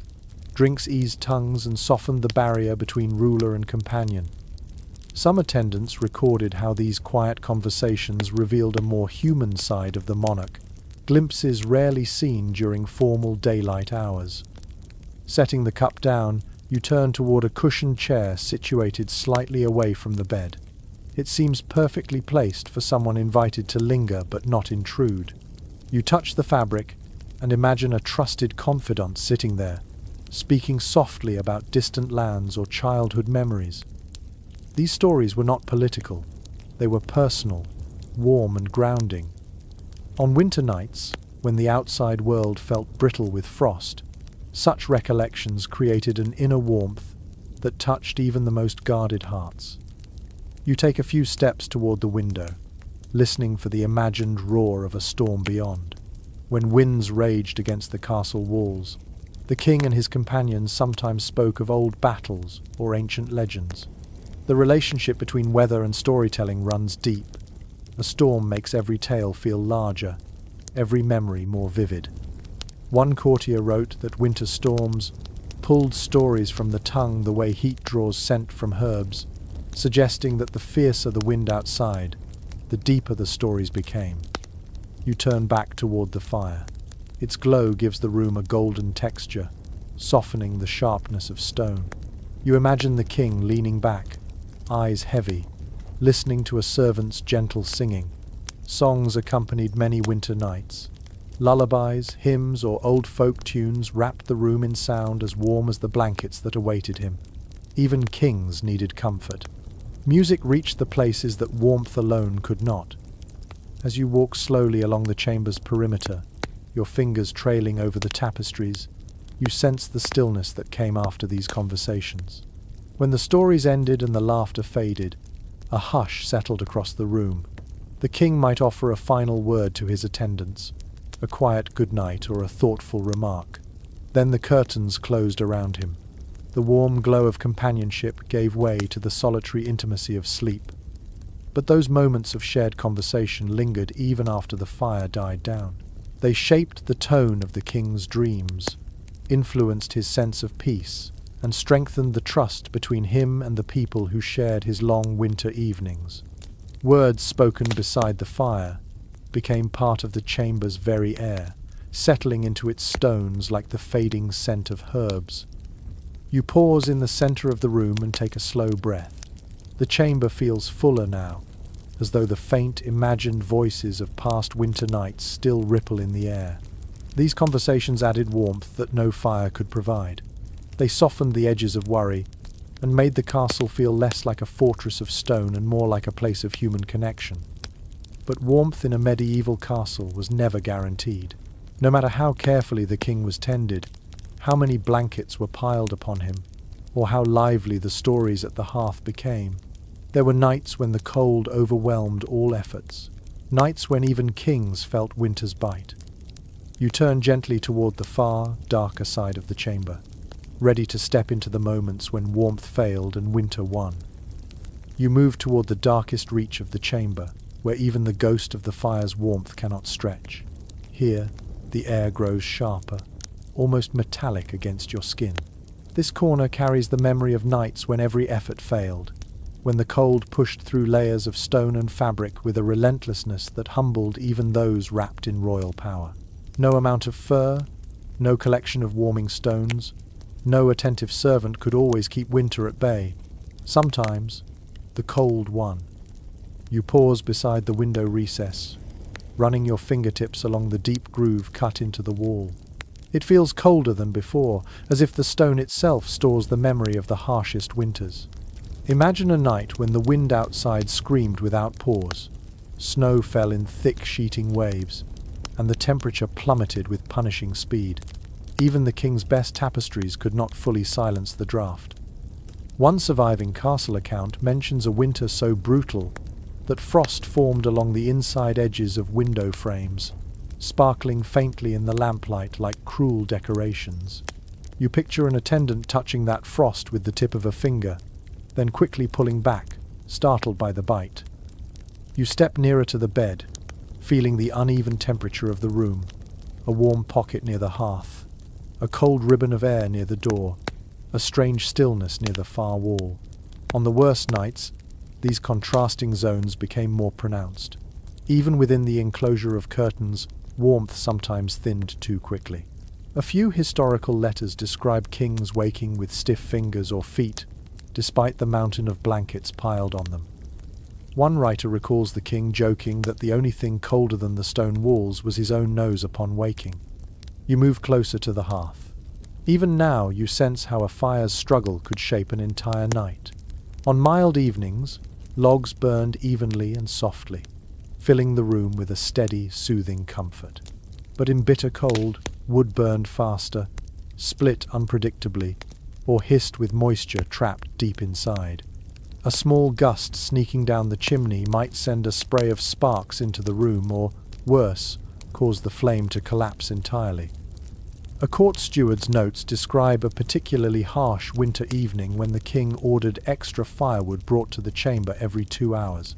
Still, the heat evaporated into the vastness of the room almost as soon as it formed. You kneel beside the hearth and press your palm near where the embers would have been. The faint warmth seems fragile, easily overwhelmed. You imagine the fire dimming to nothing in the middle of the night, leaving only the cold glow of dying coals and the sharp scent of wet ash. A servant would have had to rouse himself, shivering, to rekindle it. But even with skillful hands, the flame could take precious minutes to catch. During that time, the cold crept deeper into the chamber, settling into the king's blankets, his pillows, his bones. You stand again and walk toward the foot of the bed. Imagine the king pulling his blankets tighter, curling instinctively against the chill. His breath rises in small clouds. The air inside the curtains feels thinner, not truly warm but simply less cold than the space outside. Even the thickest furs cannot prevent the initial shock when he first shifts in the night. One passage recorded by a royal attendant mentions the sound the king sometimes made on the coldest nights, a soft, involuntary hiss as his skin met a patch of chilled bedding that had slipped away from a warming stone. You lift the bed curtain slightly and slip your hand inside. The air is still, but the temperature is uneven. Some portions feel acceptably warm, others feel uncomfortably cool. This inconsistency was common in medieval beds. Heat had to be gathered and preserved constantly, and when a warming stone cooled or a servant misjudged the timing, the warmth faded too quickly. A physician's observational notes from the period describe a king waking stiff with cold after a warming pan burned out early, leaving the foot of the bed nearly frozen to the touch. Stepping away from the bed, you walk toward a small wooden table where winter remedies once rested. Imagine a scene where the king, coughing lightly in the chill, reaches for a warm drink made earlier in the evening. By now it has cooled completely. The surface of the liquid feels icy. The remedy offers no comfort. Even medicines designed to encourage warmth lose their strength when the cold advances faster than human effort can counter it. In some winter accounts, illnesses worsened simply because rooms could not stay warm through the night. Chilled air aggravated breathing, stiffened joints, and made sleep shallow. You turn toward the stone wall again and press your palm flat against it. The cold seeps into your hand with merciless steadiness. On the worst nights, these walls radiated cold so intensely that even standing near them for too long made a person's limbs ache. A fragment from a noblewoman's letter describes watching the king step away from the wall in frustration, after the cold pierced through his nightclothes despite standing several feet from it. She wrote that the room felt carved from winter itself. You let your gaze drift toward the floor. Thick rugs usually softened the stone's chill, but even they failed sometimes. Beneath them, frost could form silently during severe weather, creating a subtle crunch when stepped on in the early hours. One castle servant recounted discovering frost crystals beneath a rug near the king's bed. He spent nearly an hour warming the area with heated stones before the king awoke. You continue walking, sensing the quiet heaviness that settles into the room when warmth falters. Sleep becomes uncertain. Each breath feels colder than the last. Dreams turn restless. You imagine the king's attendants exchanging uneasy looks in the dimness. Knowing their efforts cannot fully tame the cold, they move more often, adjusting blankets, adding stones, whispering updates to one another as though fighting a silent enemy. Their movements create small swirls of cold air that seep into the bed curtains, despite every attempt to keep them still. You pause at the threshold of the room and listen. You can almost hear the castle's winter voice, the groan of timbers contracting with cold, the faint crackle of frost forming along the outer walls, the sharp whistle of wind twisting through high corridors. These sounds reminded the king that no matter how much help he received, winter maintained the upper hand. You step slowly back to the center of the room, letting the balance of cold and lingering warmth settle around you. There is a certain humility in these moments. Even a king, with all his wealth and attendants, faced nights when winter simply refused to yield. Yet these failures did not break the rhythm of his life. Instead, they guided him toward the final refuge of warmth that waited deeper within the castle. You breathe softly, feeling the chill press gently against your skin as the chamber grows still. Your attention shifts toward the inner heart of the royal quarters, where the king sought the ultimate retreat on the coldest nights. You turn toward the deepest part of the royal quarters, a space tucked behind a heavy inner door where the cold struggled to reach and the air felt thicker, almost sheltered. Every castle had such a place. It was not grand like the Great Hall, nor impressive like the king's receiving chambers. It was functional, private, designed with one purpose in mind: to protect the monarch from winter's most unforgiving nights. You walk slowly toward this imagined sanctuary, feeling the temperature shift as though you are stepping further into the castle's warmest heartbeat. You reach the inner doorway and rest your palm against it. The wood is smoother than the outer door, worn by years of hands passing through. You imagine the king retreating here after a night when even the main chamber proved too cold. He would rise from his bed, wrap himself in a heavy cloak, and move with quiet steps into this hidden refuge. Only a few attendants would follow him, carrying warming stones, furs, and a small lantern. Their breath showed visibly in the dimness, but the chill felt different here, less biting, more contained. You step through the doorway and enter the king's inner retreat. In your mind, the walls are lined with thick hangings that reach from ceiling to floor, overlapping slightly so no crack remains exposed. The fabric absorbs the cold, muffles the outside noise, and holds warmth like a deep breath. You approach one tapestry and press your hand lightly against it. Beneath your palm, you sense the faint warmth of wool tightly woven. These hangings were softer, denser, and far more expensive than those in the outer chamber. Some were lined with fur, some were doubled. Their purpose was not decoration, but insulation. You move toward the hearth at the far end of the room. It is smaller than the main chamber's fireplace, but expertly crafted to radiate heat efficiently. Its stones are closer together, forming a snug cradle around the flames.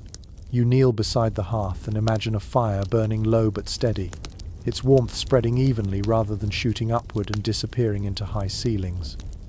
A royal accounts ledger describes how this inner hearth was stocked with seasoned wood, carefully chosen for dryness and consistency. The goal was an uninterrupted burn, with minimal smoke and maximum heat. You lift a log, feeling its weight. Even in your imagination, you can tell someone selected it with care. As you stand, your attention shifts to a low wooden platform at the center of the room. On it sits a smaller bed, far less ornate than the grand bed in the main chamber. It is closer to the floor, surrounded by thick rugs, and protected on all sides by layered curtains. You approach it slowly. This bed was not meant for show. It was built for survival. The king came here when cold storms grew unbearable, or when sickness made him crave a tighter, warmer space. You lift the edge of the blanket and feel its heaviness, the way it falls like a warm wave across your skin. Inside the bed curtains, the air feels still. You slip your hand between the folds and sense a pocket of accumulated warmth. The structure is smaller, more intimate. There is less space for heat to escape.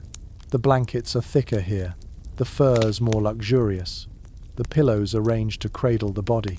A detailed note from a royal household inventory describes winter bedding reserved specifically for this inner retreat.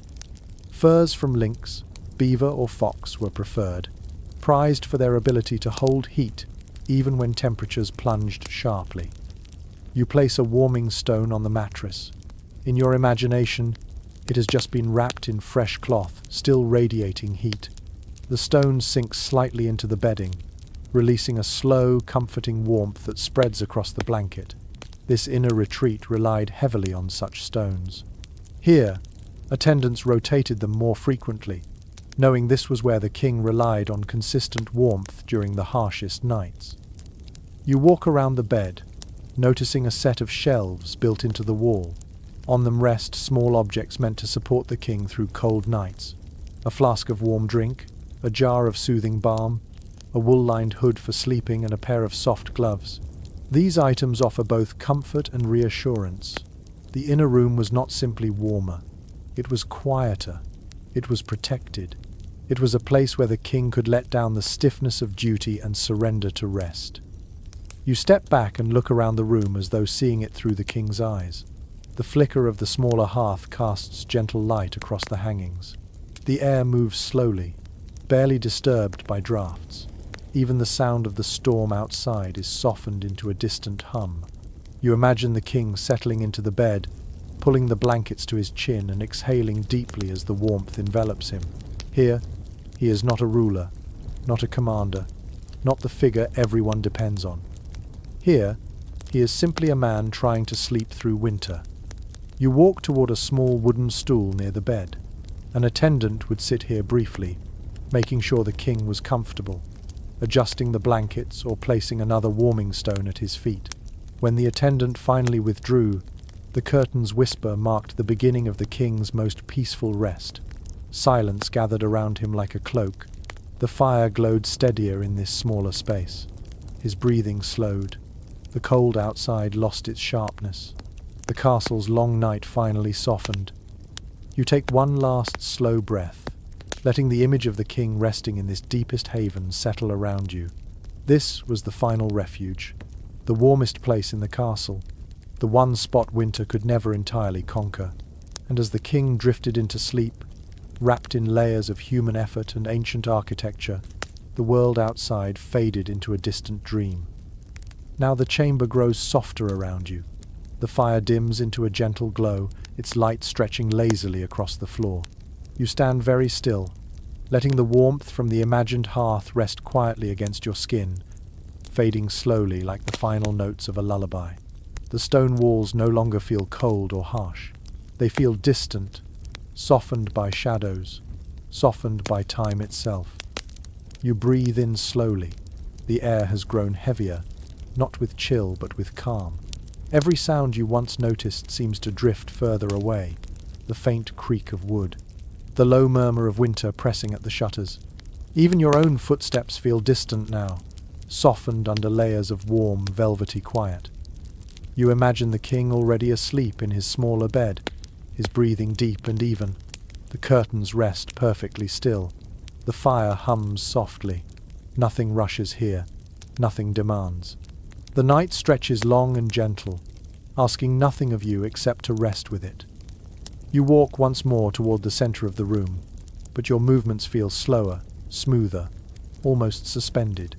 Each inhale loosens the last bit of tension. Each exhale lets the cold slip away. The warmth settles deeper now, not just around you but within you, like a soft blanket tucked carefully along your edges. Outside, winter can roar, but here, inside this quiet chamber, the world feels hushed, protected, peaceful. So you let your eyes drift heavier.